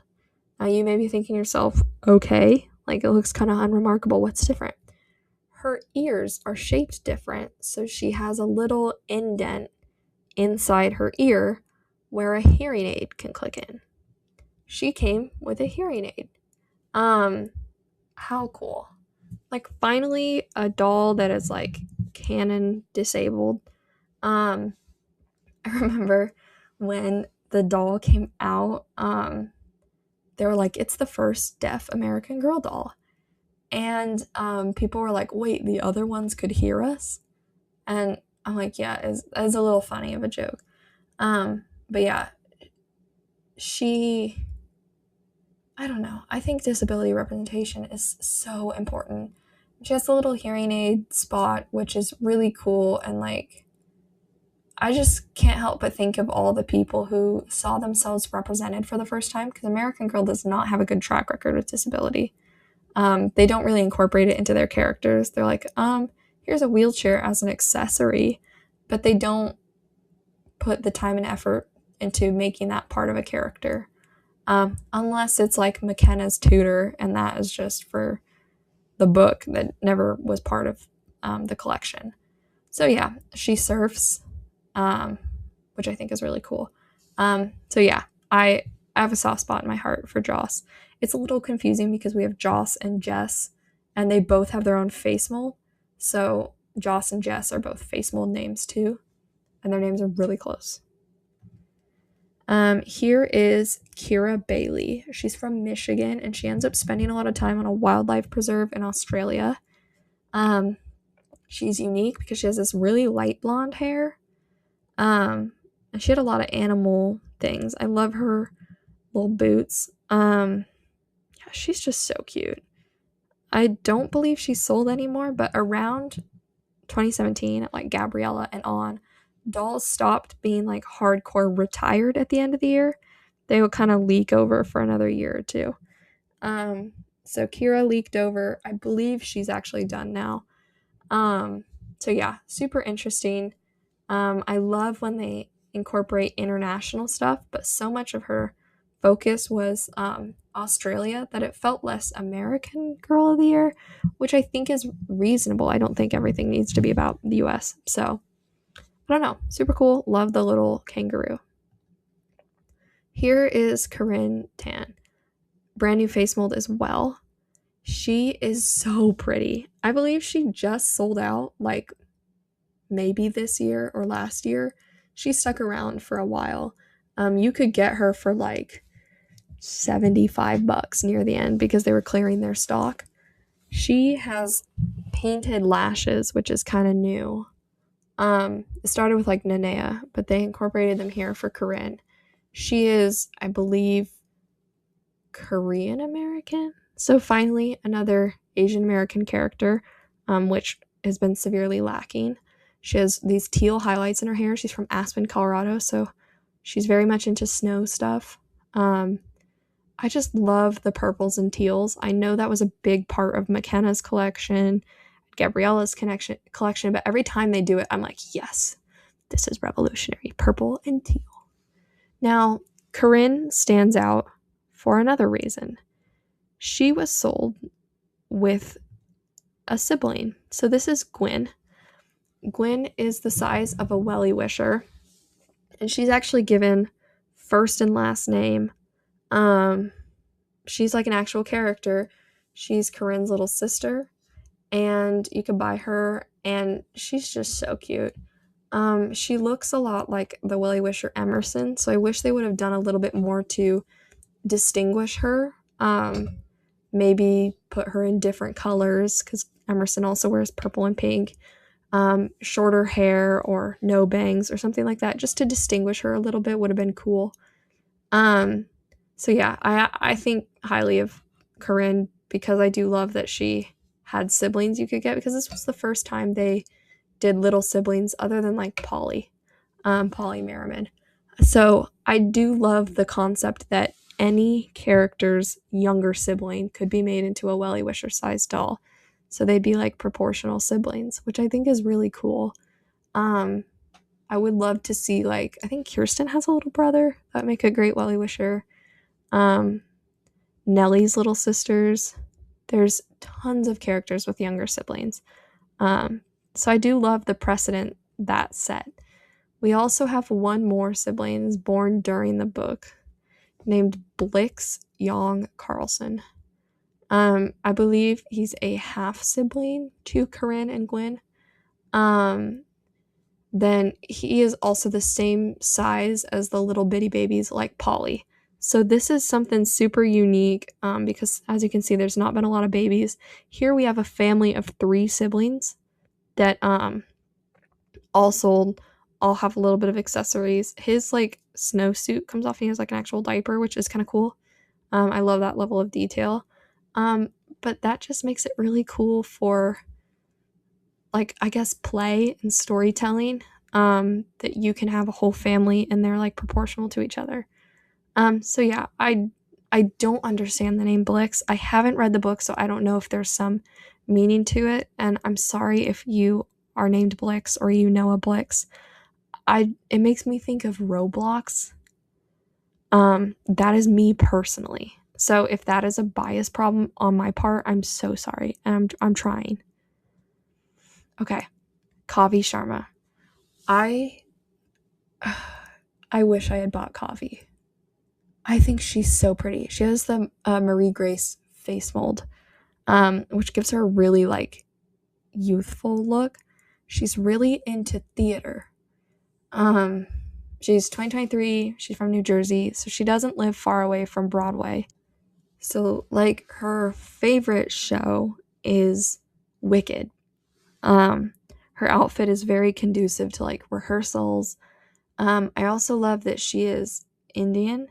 I think that is cool because that's more Asian American representation. And I feel like Native American representation, Pacific Islander representation, and broader Asian American representation are where the brand is lacking. a lot of their like storytelling can be very Eurocentric. And so I think expanding that would be good. So I do love Kavi. I think she's so pretty. She loves Wicked, so they did their first Wicked collaboration where she had like some costumes from the Broadway show. The movies had not come out yet. Since they have released Wicked dolls, they have Elphaba and Glinda you could get, and they had like, you could get their pajamas. Their pajamas were so cute. Elphaba was green, which is wild that there's like a green American Girl doll. I think it's kind of cool though. I chose not to get into like brand collaboration characters. That means like the Wicked dolls, the K-pop Demon Hunter dolls, and the Disney Princess dolls. I did not put in this video. But Kavi kind of started that a little bit, which I think is really cool. Then there's Lila Monetti. I don't know like anything about her. I think she's really cute. Oh, I do know one thing. Okay. Here's where things are going to get complicated again. Okay. She does gymnastics. She's from St. Paul, Minnesota, and her gymnastics coach is McKenna. McKenna from 12 years prior is now coaching gymnastics, which is really cool because then we know McKenna grew up and stuck with gymnastics, and she's a coach, which shows kind of, her tutor, inspired her to, pay it forward and keep helping the next generation. So we've now established that Courtney has a Molly doll. So American Girl as a brand exists within the American Girl world. We also know now that McKenna can be a coach. So they're also real people in the world. So maybe the Girl of the Years are real people. The other dolls, who knows? This could get complicated. But we have historical character and historical character inception. And then we also have Girl of the Year and Girl of the Year inception. In 2025, we have Summer McKinney. She is, I think, like the only Girl of the Year to be sold with glasses. I think her glasses are really cute. I also love how different they are from Molly's. They kind of show different points in glasses technology. She's very vibrant, lots of colors, pink highlights. I'm not obsessed with this era of American Girl, like the early 2020s, because I felt like all the dolls had highlights or colored hair, and it started to feel a little more makeup-y and dyed hair-y instead of like, a lot of 9-year-olds don't have access to that. I like Summer. She's into baking, I think, and like dogs. So, I mean, very run-of-the-mill, I feel like. I don't know. But she has the Nenea face mold, which I think looks good with glasses. I like it. So then here's our other problem. Okay, here's Raquel Reyes. I think she's so cute. I love her a lot. Her hair is just gorgeous. She is from Kansas City, Missouri. I believe she goes to the East Coast to like connect with her family heritage. She plays pickleball. I guess that's a hobby.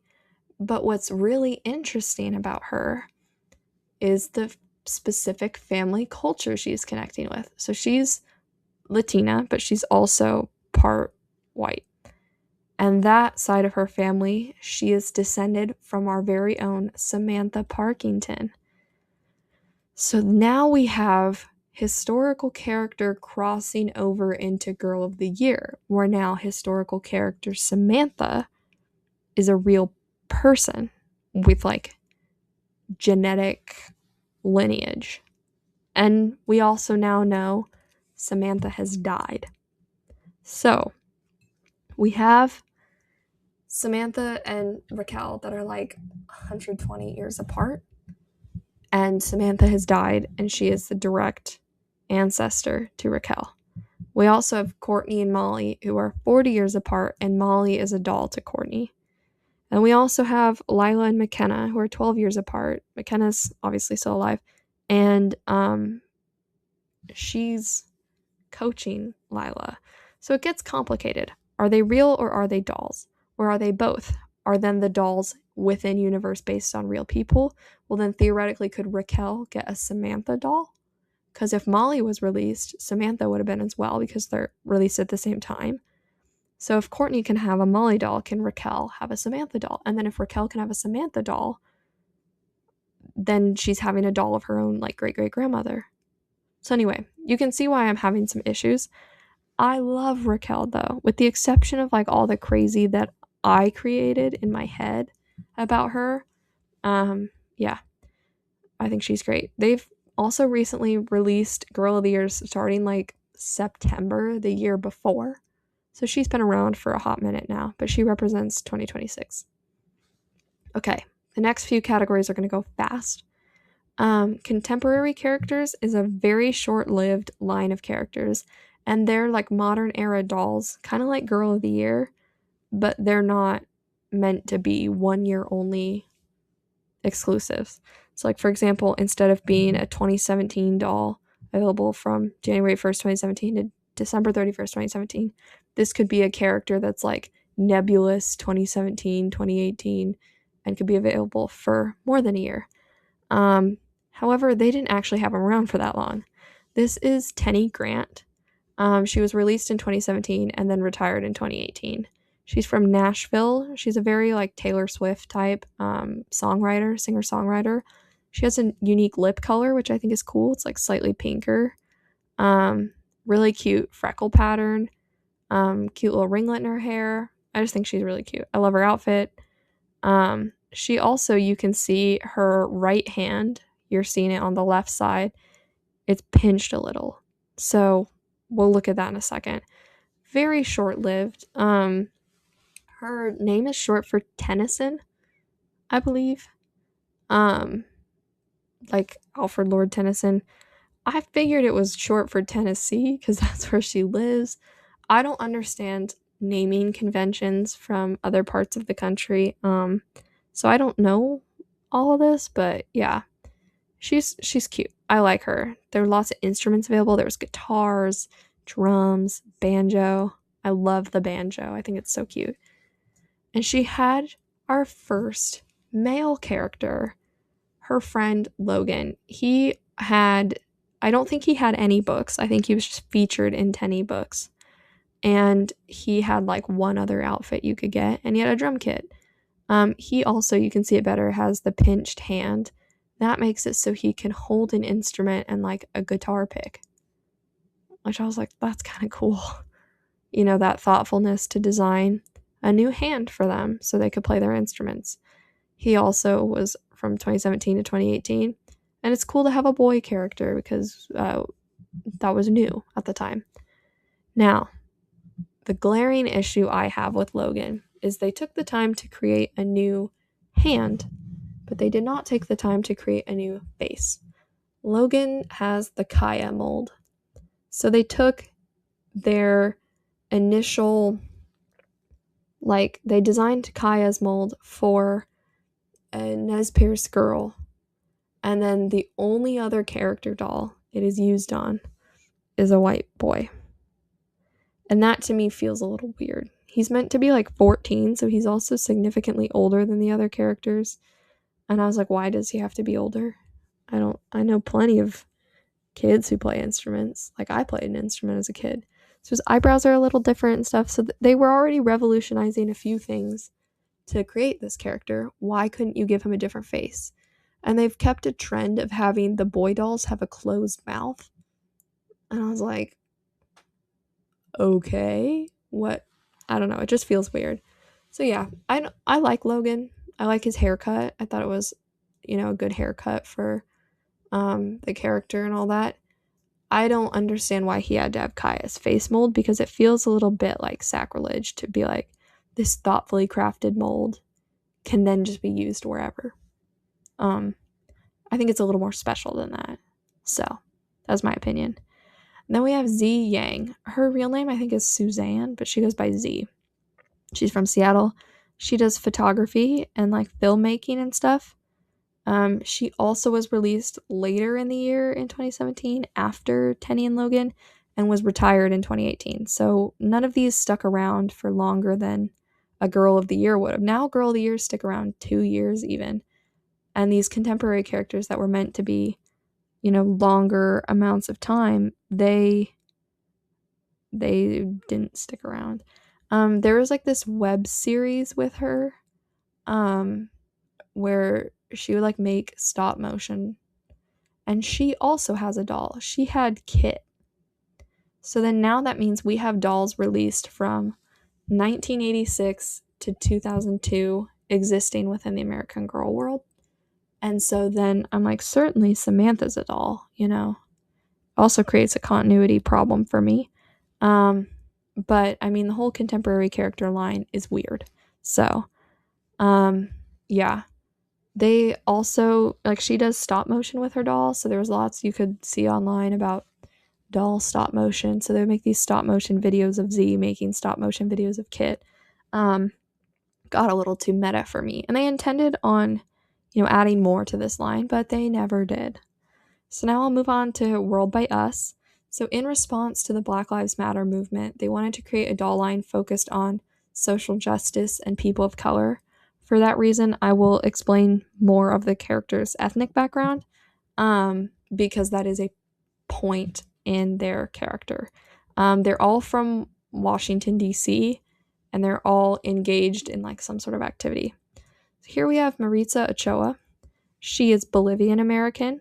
I think she's a gorgeous doll. I mean, I think her hair, her skin, her eyes, she just feels really dynamic to me. She plays soccer. She was released when this line was released in 2021. She was ultimately retired 2 years later in 2023. And she's from Capitol Hill. Then we have Yvette Peters.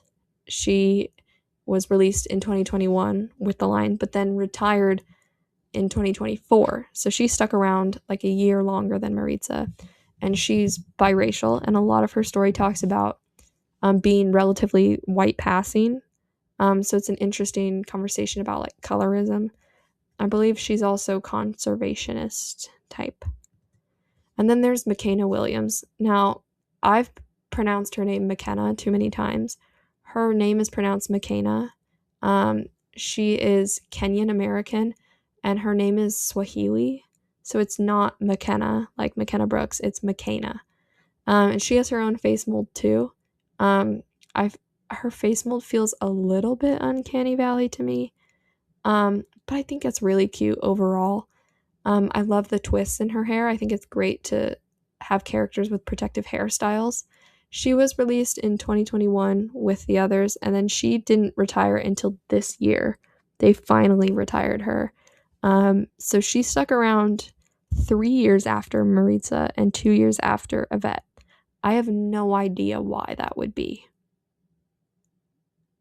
I have no idea. I'm like, I feel like they should either all go at once, or I don't know.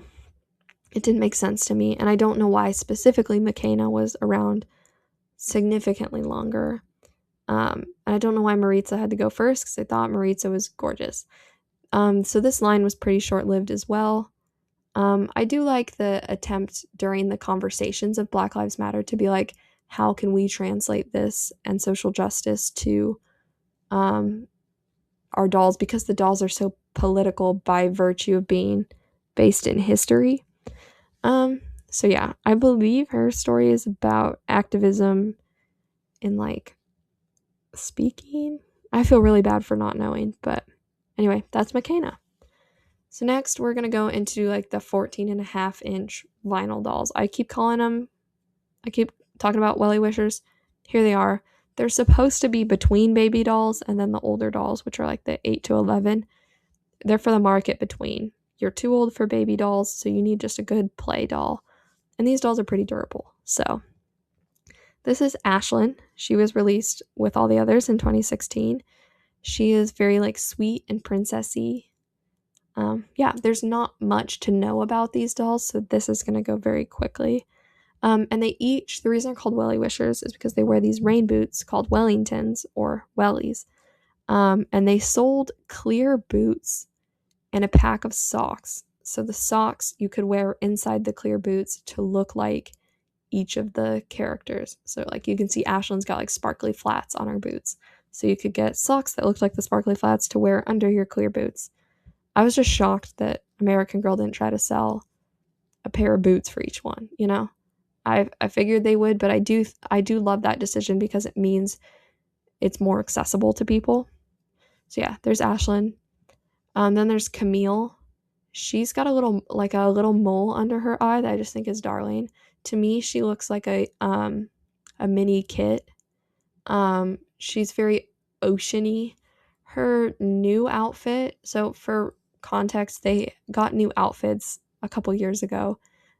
The picture I showed of Ashlyn is her new outfit. I purposefully chose Camille's old outfit because I think it's so much cuter than the new one. The new one's like mermaidy. This one is like just so cute. I love the ruffles on the shirt. I love the flowing of the skirt, and I like the elastic on it. I wish her boots didn't have the little wings on them because I just don't like the way they feel. But yeah, super cute. I'm a big Camille fan. Then there's Emerson. Emerson is the one that I pointed out. She looked a little too similar to Gwen for my taste. I just think they have like the same hair, same, face mold, same all that. And I felt like that was a little lazy. I think she has the cutest boots of all of them. She's got these like ballet slipper boots. She's into dancing and like twirling and all of that. This is her new outfit as well. Really cute. I've restored an Emerson doll. I found one that somebody had tried to paint her eyes. And so I had to take her eyes out, and I had to clean the eyes, reseal them, and then I had to clean the whole eye socket, and I was just like, this is insane. So Emerson has a special place in my heart because I've had to work with her pretty intensely. And I just think she's just such a cutie pie. I love her pigtails. She's so cute. I love Emerson. Here's Kendall, in my opinion, the cutest Wellie Wisher. I love her little pigtails. I love her textured hair. I love her color palette. I love her boots. This is her new outfit as well. She's so cute. I'm a big fan of Kendall as well. I have a friend who had a Kendall, so I just like her. I never got her because like my friend had her. But I just think she's so cute. Last in the original 5 is Willa. She looks like a little Mary Ellen to me. They even both have like a dark hazel eyes. I had those boots when I was younger. I had like ladybug boots like that. It's classic. I mean, that's life right there. This is her new outfit as well. I miss her old outfit. I think her old outfit's better. Then they released in 2022 an additional Wellie Wisher, and he's a boy, and his name's Bryant. He's got a unique eye color. So like he's into dragons, I guess. Willa's into nature. Kendall's into like tinkering and stuff. And like they all have like cool hobbies, and then Bryant just seems to be dragon. So I don't know, but I think his shorts are so cute. So then there's AG Sisters. This is brand new. This came out last year.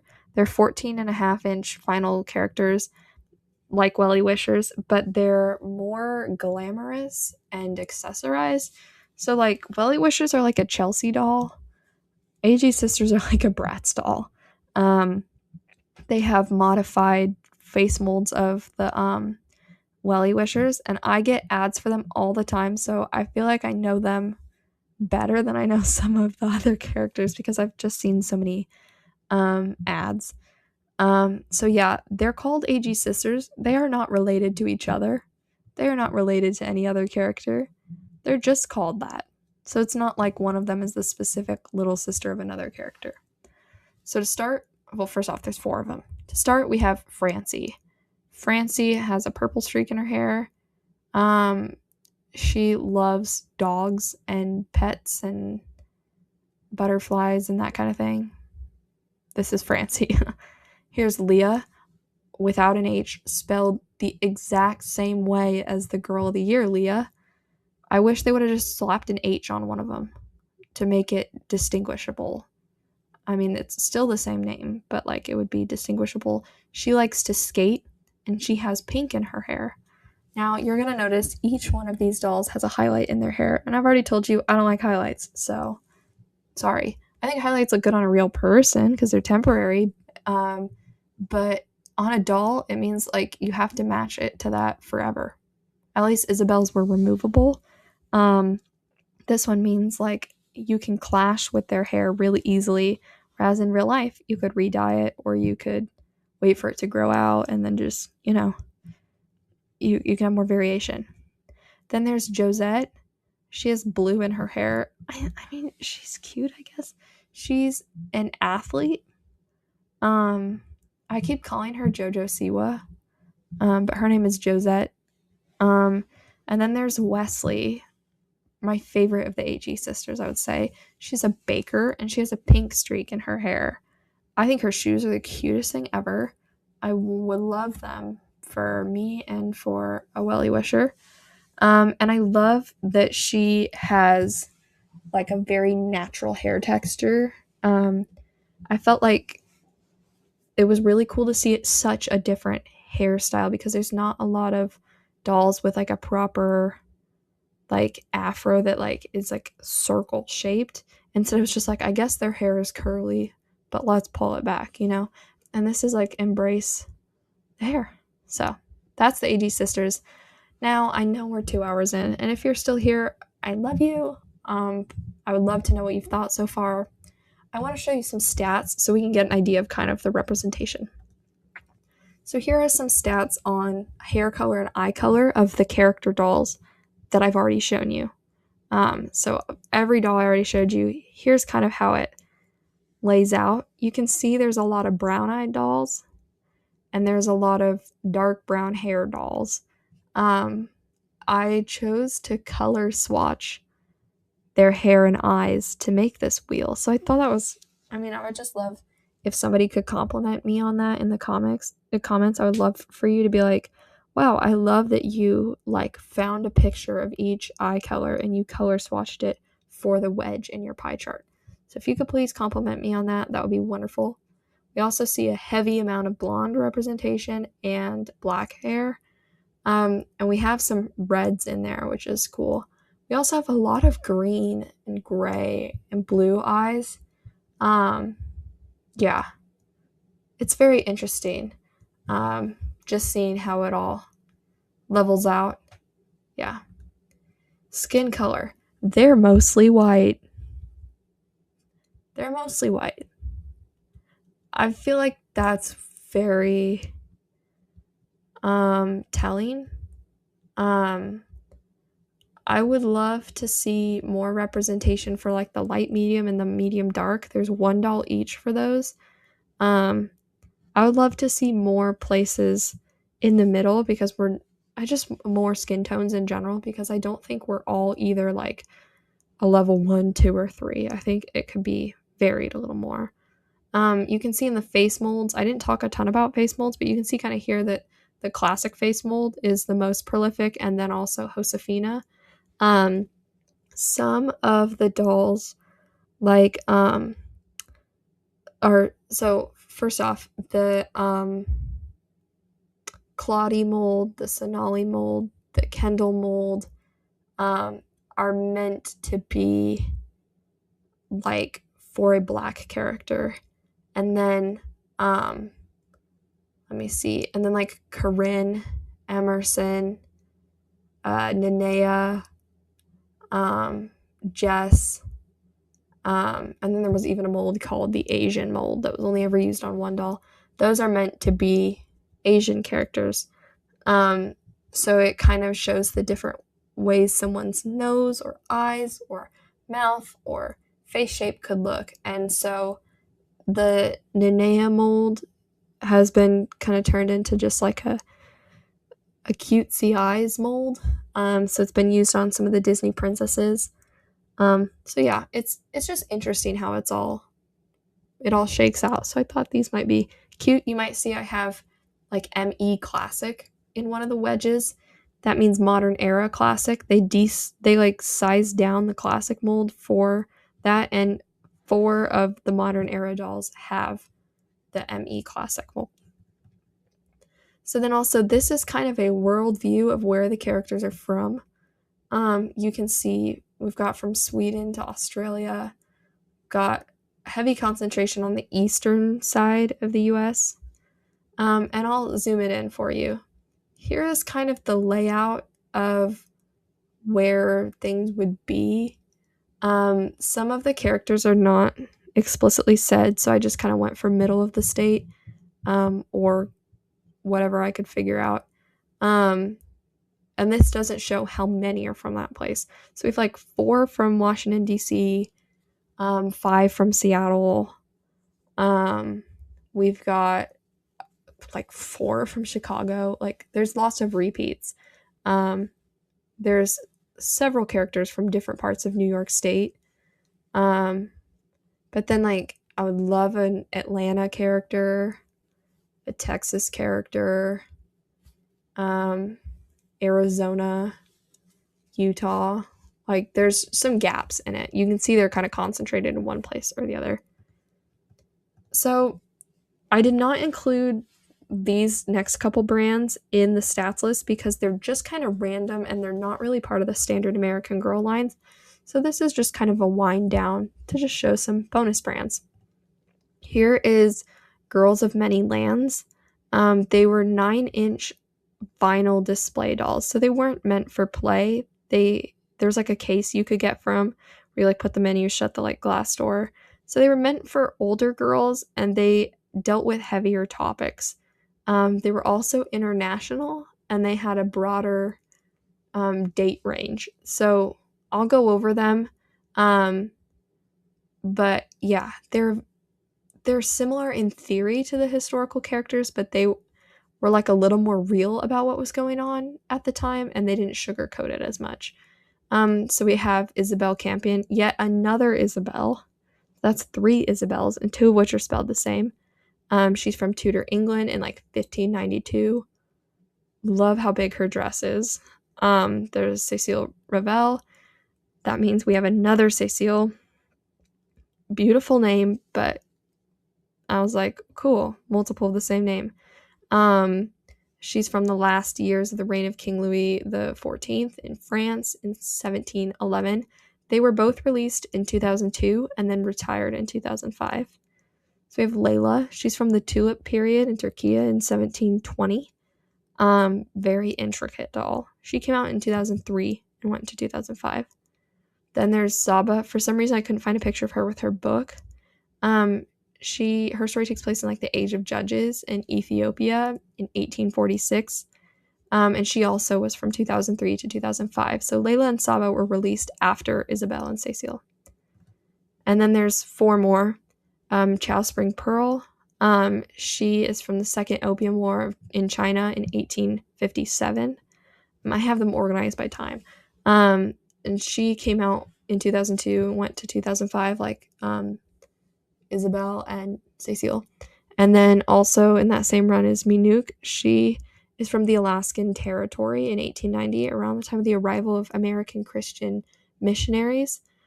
I like her because she represents indigenous culture like after Kaya, and I think that's really important. And also, indigenous culture is not a monolith, so I think it's really cool to show Alaskan Territory as distinct from like Nez Perce, for example.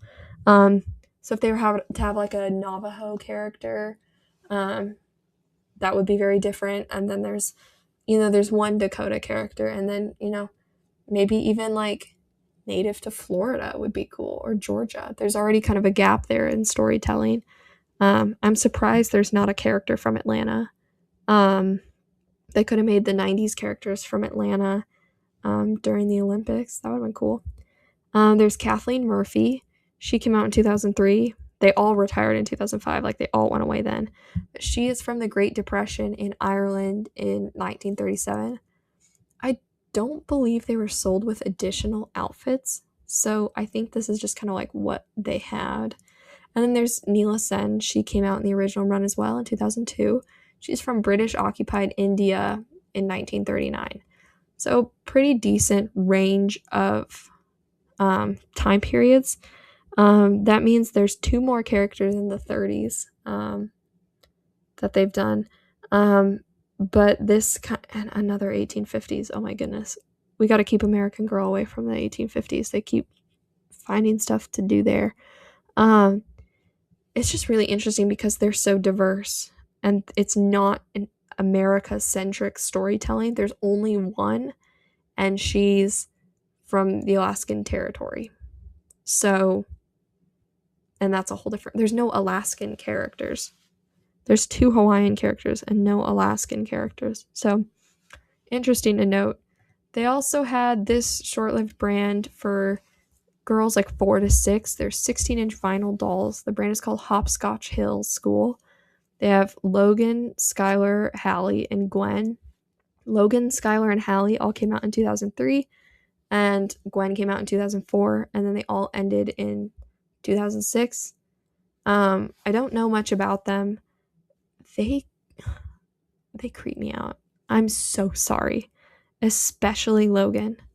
I think it's because she's dressed like Chucky and she's sitting down while the others are standing up. I'm like, what do you know, Logan? I think Skylar is gorgeous. I love the colors of her outfit. I think they're very similar. Her like hair, skin, and outfit colors are very similar to Sonali, which I think is beautiful. Skylar feels just like, I look at her and I'm just like, wow, she's beautiful.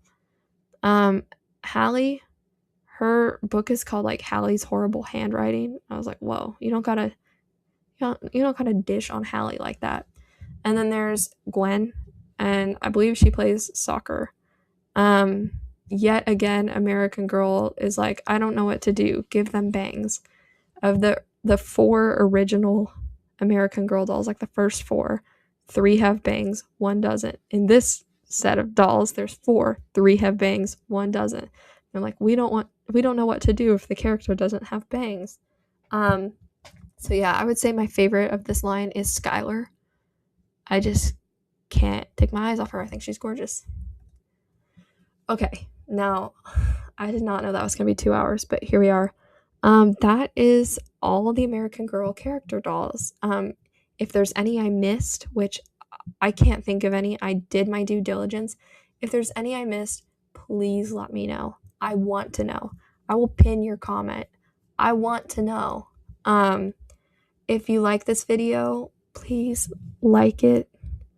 If you think of somebody who also is nostalgic for American Girl, send this to them. If you like my style of talking, subscribe. I just would love to hear from you. If you have topic suggestions, leave those below. If you had a doll or wanted a doll, I would love to know which one. I find that to be so interesting. I see memes all the time of like what your favorite American Girl doll says about you. So I would just be so interested to know what you guys think. So anyway, thank you for listening. I know this was long, but I hope you enjoyed it. Bye.